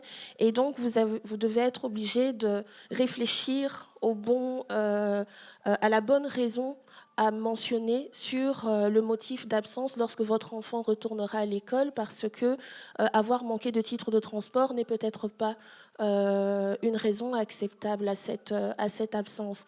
Mais aussi, voilà, absolument veiller à ce que toute une série d'injonctions soient soit respectée, afin d'éviter, par exemple, d'être la cible d'une institution telle que le SAJ, au motif que l'on est une personne, une mère sans papier, ou que l'on est tout simplement une mère négligente, parce que l'on n'a pas répondu à toute une série d'instructions, et cela, tout en oubliant, entre guillemets, donc je le dis de la part de l'institution qui transmet le dossier, qui oublie de mentionner que la mère est sans papier et que donc tous ces aléas administratifs empêchent à cette personne de remplir les instructions qui ont été données. Et donc ça, c'est toute une charge mentale en plus à porter en tant que parents solo sans papier. Il y avait la question des particularités. Oui, c'était la question peut-être des enjeux plus spécifiques. Pardon. Il faut les... Merci Anaïs. Je pensais qu'il était loin.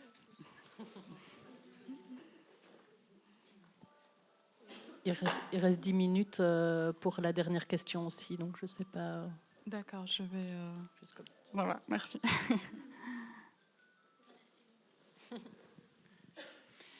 Oui, mais tu en as déjà évoqué certains. C'était si tu voulais ajouter peut-être certaines spécificités au vécu en occupation temporaire pour les familles.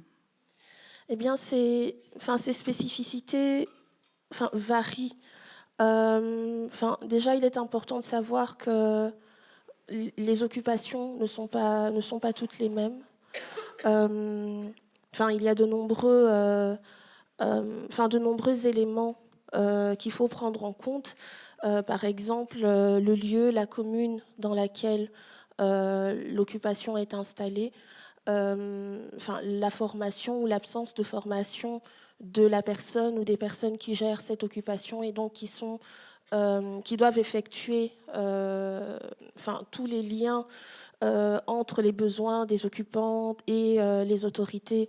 Les autorités communales et tout autre acteur extérieur. Il y a l'aspect de la mixité de genre, si c'est une occupation en mixité, et donc éventuellement des violences de genre à prendre en compte. Mais aussi, j'ai envie de dire, les préférences politiques de la commune en question. Et donc, ou même la durée de la convention, s'il y en a une. Ça, ce sont autant d'aspects qui impactent aussi les spécificités d'un public ou d'un groupe de personnes en occupation. Et donc, dans ces spécificités, il y a la solitude, qui est l'aspect de la solitude qui est important, qui revient très souvent.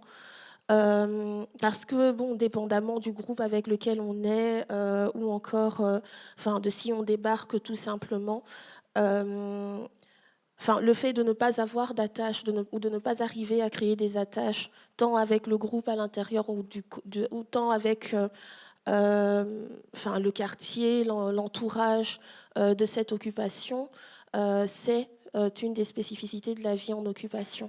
Et donc, à côté de ça, ou plutôt en lien avec ça, il y a déjà la façon dont on peut être perçu en étant une personne sans papier qui arrive dans un quartier. Et donc, selon les préférences politiques, comment est-ce qu'on peut être accueilli ou se construire tout simplement dans ce quartier que l'on vient habiter. Il y a la question des violences de genre auxquelles, en tant que femme ou même en tant que maman solo, on peut se retrouver confronté au sein d'une occupation.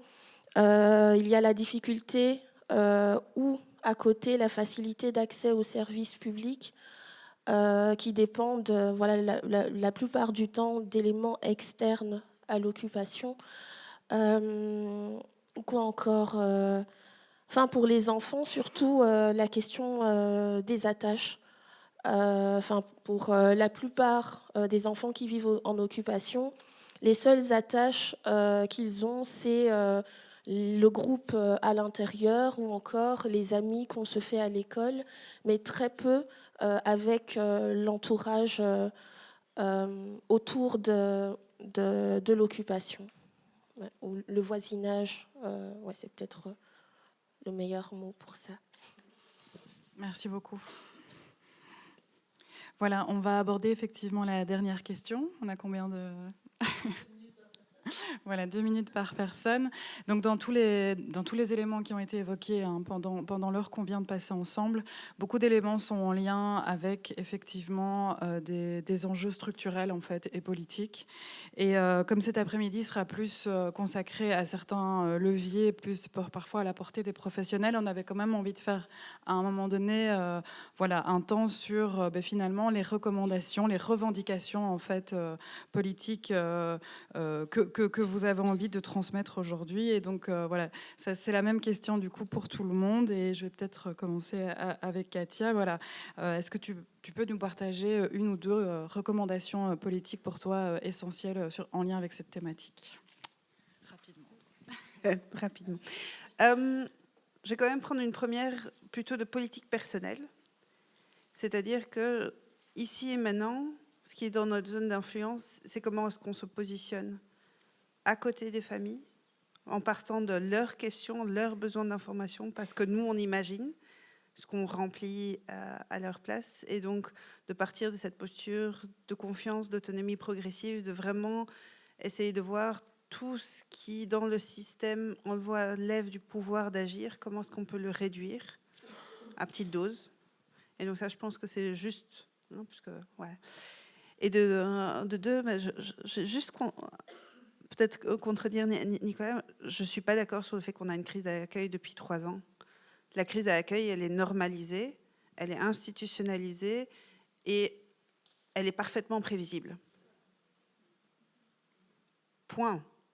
C'est-à-dire, chaque année, les chiffres augmentent à la même moment, rediminuent au même moment. On perd tout ce qui pourrait être structurant, on perd l'expertise, on perd la stabilité qu'on pourrait offrir à, les travailleurs, parce que les travailleurs, si eux sont en position de sécurité, ils peuvent contenir les familles peuvent contenir leurs enfants. Je veux dire, tout est lié. Et donc, fondamentalement, ce que j'espère, c'est un changement vraiment de discours politique. Qu'on le veuille ou non, la migration forcée existe, continuera à exister, on ne peut pas l'empêcher. Par contre, c'est déterminant la qualité qu'on va mettre à accueillir et les moyens qu'on y donne. Et donc, je veux dire, on a abordé la question de violence institutionnelle, mais le fait de maintenir l'accueil et toute personne qui travaille, qui est accueillie dans l'accueil en situation de survie, c'est une violence institutionnelle ultime. Et donc, tout ce qui contredit activement ça, je suis pour. Voilà.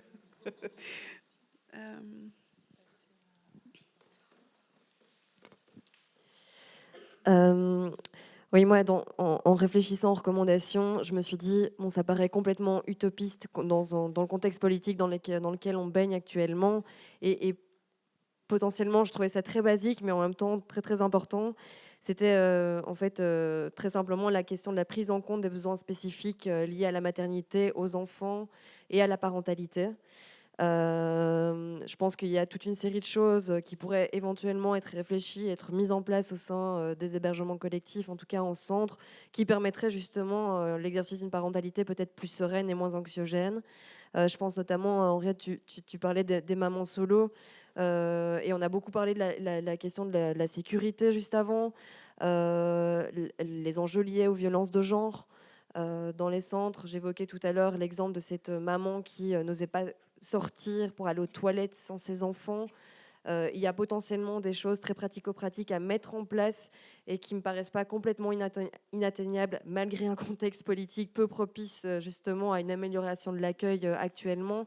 Mais je pense que ça passe justement par cette prise en compte des besoins spécifiques, et je crois qu'il y a un réel enjeu d'information et de sensibilisation, tant sur la question de la parentalité, de la monoparentalité, mais aussi dans l'intersection avec les questions d'exil et la question de l'exil, avec ses spécificités de statut aussi. Qu'est-ce que ça engendre en fait d'être en demande d'asile, d'être sans papier, en fait, c'est des réalités qui potentiellement se recoupent mais sont différentes à la fois en termes de violences vécues et donc qui se recoupent aussi dans qu'est-ce qu'on met en place pour justement adoucir un peu justement les violences que ces parents et que ces mamans spécifiquement peuvent vivre au sein des accueils collectifs.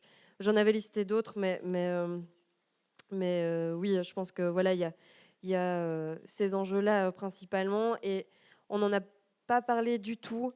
En tout cas, on n'a pas cité, mais moi, j'avais quand même envie de juste le nommer. Et je pense que ça rejoint aussi un enjeu lié à la question de l'information et de la sensibilisation, que ce soit des travailleurs et travailleuses sociaux ou au sein de certaines institutions, mais la question du racisme intégré. Je pense dans la question des préjugés, il y a beaucoup de ça aussi. Et que là, effectivement, je pense que ça peut être à notre portée dans le secteur associatif, notamment que ce soit au niveau de l'éducation permanente ou autre. Mais je pense qu'en tout cas, il y a un enjeu d'information pour à nouveau aussi atténuer potentiellement ces préjugés et ce racisme intégré et pouvoir avoir une prise dessus. Aussi pour pouvoir justement adoucir les violences institutionnelles. Et adoucir n'est certainement pas le bon terme, mais en tout cas faire en sorte de les amenuiser un maximum tant que faire se peut. J'ai encore droit à dire un truc ou pas? Et juste pour rebondir, effectivement, de manière générale, la question du logement, qu'il soit collectif ou pas, est un enjeu politique. Et que là, nous, c'est vrai qu'on le voit au sein des familles, hein, les personnes... nous, le logement, ça fait partie des suivis, c'est systématiquement là. C'est en fait des personnes qui ont un logement potentiellement pour 6 mois, qui vont se retrouver sans logement, une maman qui a 3 enfants, qu'est-ce qu'on fait dans 6 mois? Et que là, réellement, c'est une question de volonté politique. Et je pense que voilà, quand on veut, on peut y mettre les moyens.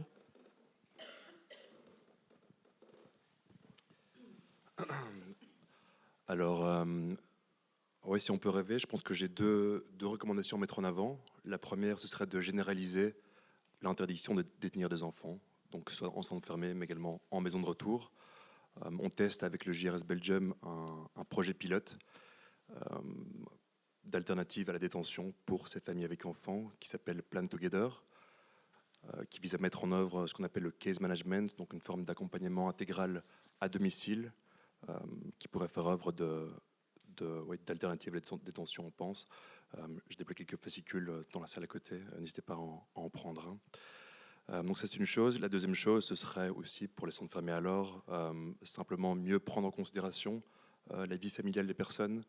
Actuellement, quand le fils décide de recourir à la détention, il ne doit pas motiver vis-à-vis de la vie familiale de la personne, uniquement par rapport au retour. C'est pris en considération, mais pas à ce niveau-là, alors que ça chamboule quand même pas mal la vie quotidienne d'une famille. Donc oui, si à ce moment-là, on pourrait effectivement mieux prendre ça en considération, ce serait une bonne chose aussi. J'ai fait court.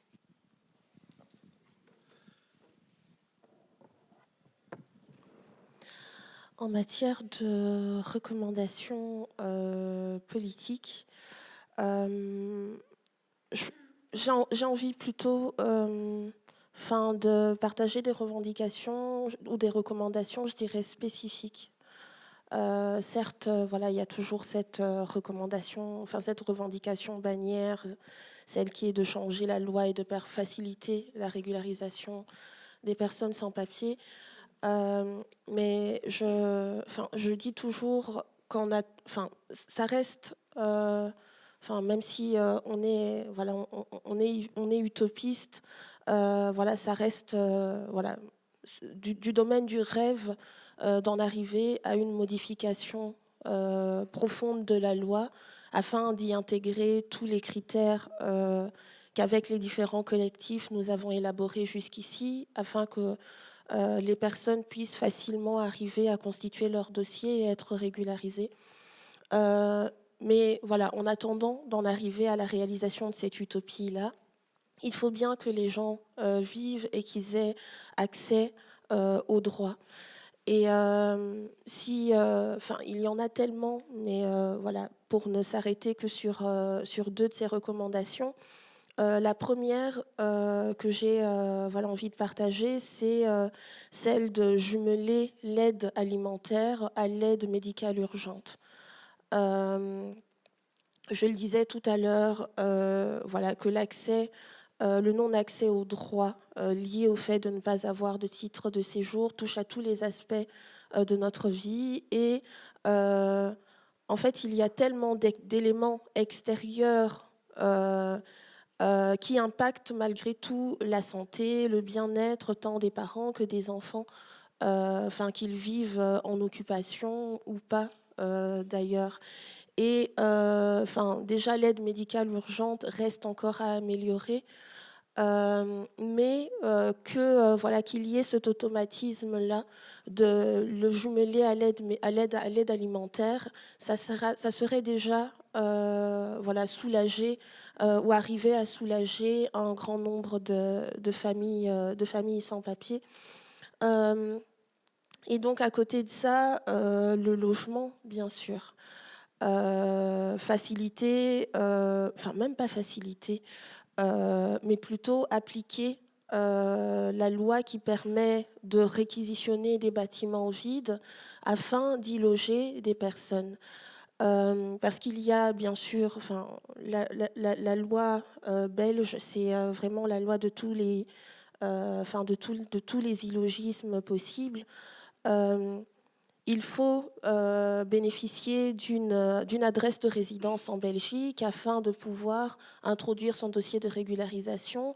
Mais à côté de ça, on n'a pas le droit d'accéder à un logement officiel. Et donc, si à côté de cette réquisition des bâtiments, la question de la domiciliation était facilitée, cela soulagerait énormément les personnes. Et donc, parce que, en occupant un bâtiment en tant que groupe, en tant que collectif, il y a aussi cette question d'auto-organisation. Parce que ce sont à la base des personnes sans papier ou qui ont été sans papier qui prennent en charge la gestion de ces occupations-là. Et c'est donc sans tous les soutiens, toute l'aide sociale existante en matière de subsides ou d'accompagnement, de quelque manière que ce soit, de tous les services existants autour.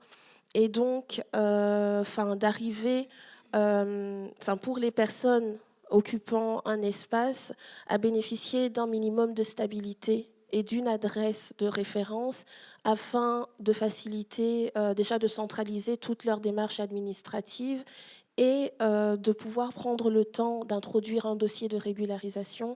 Ce serait déjà un soulagement énorme.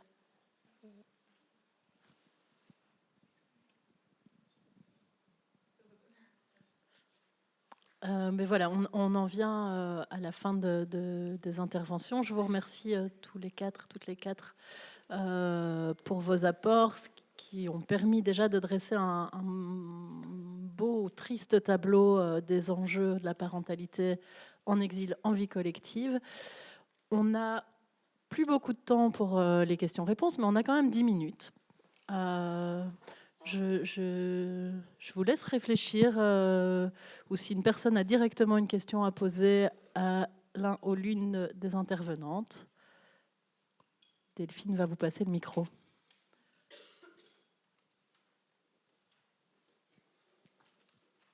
On m'entend ? Oui. Pour Henriette, généralement, quelles sont les portes de sortie pour les personnes qui vivent dans des logements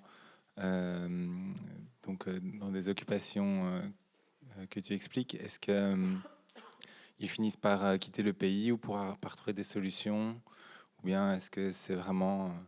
ils restent là pendant une très très longue durée sans solution? Enfin, voilà. Qu'est-ce que vous leur proposez comme piste ou qu'est-ce qui peut s'offrir à eux?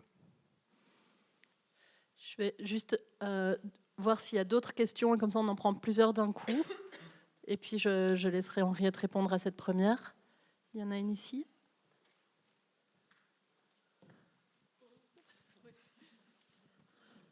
Bonjour. Est-ce que vous pourriez dire quelque chose à propos des centres, je pense que ça s'appelle les centres CARDA, qui sont spécifiques pour prendre en charge la santé mentale des personnes en centre d'accueil?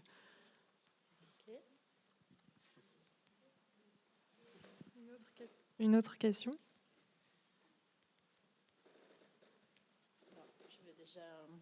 On va déjà répondre à celle-ci. Alors, donc Henriette, quelle suite possible à l'occupation pour les personnes qui résident?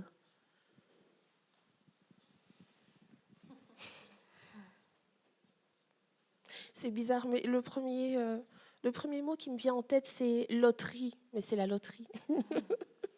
Bon, ça déjà, voilà, je l'ai déposé, c'est sorti. Honnêtement, je sais pas répondre à cette question. Enfin, c'est tellement complexe. Parce que, de ce que j'ai pu observer, depuis le temps que je suis dans les collectifs, avec la Voix des sans-papiers, par exemple, qui fait des occupations sur Bruxelles, c'est qu'il y a, on va dire, le premier scénario, la famille introduit un dossier de régularisation, arrive à être régularisée, donc prend le temps qu'il lui faut afin de trouver un logement officiel et s'en va. Il y a ce scénario où les demandes de régularisation ou même les demandes d'asile n'aboutissent pas et les personnes restent au sein de l'occupation et donc suivent le groupe dans les différents déménagements jusqu'à ce que la situation se décante. Et là où je dis que c'est la loterie, c'est qu'un tout petit, il suffirait de se trouver au mauvais endroit, au mauvais moment en tant que personne sans papier pour que la vie change complètement. Il est arrivé que des habitants ou des habitantes, en allant, je ne sais pas, faire leurs courses dans un quartier tel que Matongué, par exemple, se retrouvent en plein dans un contrôle policier et finissent détenus en centre fermé. Il y a eu un habitant de l'occupation au sein de laquelle je suis qui a passé 6 mois en centre fermé et il a fallu toute une mobilisation assez béton pour le sortir de là avec 2 tentatives d'expulsion évitées entre guillemets. Et donc dans le cas positif, la personne est expulsée vers son pays d'origine. Et donc, il n'y a vraiment pas de... j'ai envie de dire qu'il n'y a pas vraiment de piste de sortie fiable que je puisse donner, sachant que les personnes qui organisent déjà ces occupations, comme je le disais, ce sont les premiers concernés, mais vraiment avec le savoir ou les connaissances qu'elles ont vraiment acquises en gérant ces occupations-là, et aussi avec les différents travaux qui sont mis en œuvre à un niveau politique, par exemple, avec les différents collectifs, au travers de cartes blanches, de mémorandums, ce genre de choses. Et donc, pour que vraiment les choses soient décantées, tout se joue au niveau institutionnel, quoi. Merci. Il y avait la question de la spécificité du centre CARDA. Je ne sais pas... oui.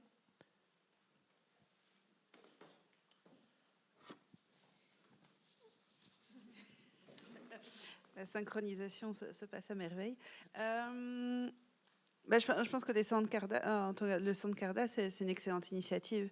Hein, le fait que en centre d'accueil... Est-ce que tu peux réexpliquer peut-être en 2 mots C'est un centre de la Croix-Rouge qui a un certain nombre de places pour des personnes avec des besoins d'aide psychologique, mais non psychiatrique. Voilà. Ce qui m'amène directement à les différentes questions, c'est que c'est super que ça existe, mais ça suffit pas. Ça suffit pas parce qu'à la fois, je pense que dans tous les centres collectifs, il y a besoin au moins d'un accompagnement psychosocial et de psychoéducation qui est encore très peu fait. On voit notamment aux Pays-Bas de plus en plus des initiatives où on fait des sessions de co-animation sur le bien-être, la gestion du stress, la gestion des émotions en co-animation dans la langue maternelle. Et donc, il y a vraiment quelque chose où on travaille le bien-être au quotidien.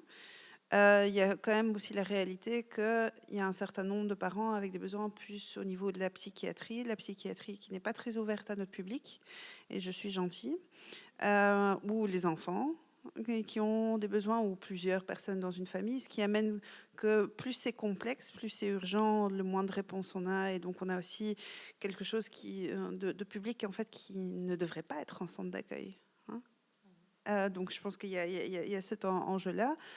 On voit aussi de plus en plus la question de la question santé mentale et assuétude sur laquelle on bloque. Il y a quelques initiatives, il y a un peu d'expertise, mais on voit que c'est pas qu'une question de demandeurs d'asile isolés. On sait que notamment sur certains trajets migratoires, on a de plus en plus de parents qui s'automédiquent, que ce soit le Lyrica ou autre chose, mais on voit aussi que certains parents aussi, pour faire supporter la traversée aux enfants, médiquent leurs enfants. Et donc, il y a tout un enjeu de santé mentale, d'assuétude, d'automédication sur lequel, en fait, il y a des chaînons manquants dans l'accompagnement. Donc, à la fois, le préventif, le beaucoup plus large, travailler sur le bien-être en centre. Il y a la question de la crise.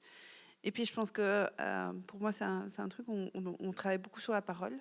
Sauf que la parole, elle n'est pas toujours possible. On n'a pas toujours l'habitude de la parole. Et donc aussi, par exemple, il y a de nouveau pas mal de personnes qui travaillent sur l'approche corporelle au niveau trauma des enfants notamment, où je me dis qu'il y a énormément de pistes qu'on n'utilise pas alors ça ne va pas régler la question de santé mentale ou du traumatisme sous-jacent, mais repermettre de rentrer en relation, repermettre d'aller chercher dans des facteurs de résilience, de renforcement. Il y a plein de choses qui ne demandent pas une révolution de système, mais demandent qu'on ait le temps et quand même certains moyens pour creuser ça, quoi. Voilà. Ok, merci. Vas-y. Je peux juste ajouter vite fait quelque chose. Donc, pareil, je pense que c'est super intéressant que ça existe et ça a le mérite d'exister. Moi, ce à quoi ça me faisait penser, c'est la question des conditions d'accès justement à des suivis psy qui sont conditionnés en fait par le statut aussi des personnes. Or, en fait, il y a beaucoup de personnes qui sont pas en demande d'asile, qui sont sans papier ou qui ont des statuts différents qui nécessitent aussi, parce que blessés par l'exil, en fait, des suivis. Et effectivement, et là, je vais peut-être rebondir sur le travail de Taben. C'est vrai que la parole, c'est pas toujours le moyen adéquat. Parfois, ça peut, parfois non. Et du coup, une des spécificités aussi, j'ai l'impression, c'est de pouvoir aussi proposer, pouvoir s'adapter aussi en fait aux besoins des personnes concernées. À Taben, on travaille beaucoup, on met beaucoup d'importance autour du travail collectif. Donc, on a le collectif, donc qui s'appelle comme ça, qui est en fait est hyper important dans la question du lien, de pouvoir resocialiser, de pouvoir sortir de chez soi, donc de pouvoir répondre aussi à des enjeux liés à la solitude, à l'isolement, et simplement en fait en termes de tissage de liens et de réseau aussi, pour ancrer les gens dans l'endroit en tout cas qu'ils fréquentent. Et donc le collectif aussi a évidemment, c'est pas de l'occupationnel comme comme ça pourrait paraître parfois, il y a vraiment des vertus thérapeutiques derrière, et qu'en fait les gens, donc on a des travailleurs qui évidemment suivent les activités du collectif, mais c'est aussi le collectif qui fait soin en fait. Et donc c'est là où c'est intéressant aussi, c'est les gens entre eux aussi qui font soin pour eux, quoi. et de la manière justement dont ils le souhaitent. Ok, merci. Alors, est-ce qu'il y a une personne qui a lu? Ouais. Je vous préviens, c'est la dernière question. Vraiment une question. Donc, je voulais juste rebondir sur ce que vous aviez dit tout à l'heure en disant qu'effectivement, voilà, c'est pas une crise d'accueil parce qu'à un moment donné, je pense que les politiques ont su mettre les moyens quand voilà, il y a eu les Ukrainiens qui sont arrivés en Belgique. Donc, je pense qu'à un moment donné, c'est un choix politique et un choix de ce qu'on, voilà, de la migration et de qui on veut ou non accueillir. Et voilà. Donc, je voulais juste intervenir. Merci. Eh bien, Anaïs, je vais te passer la parole, mais d'abord, vous remercier toutes, tous pour votre intervention, pour la table ronde.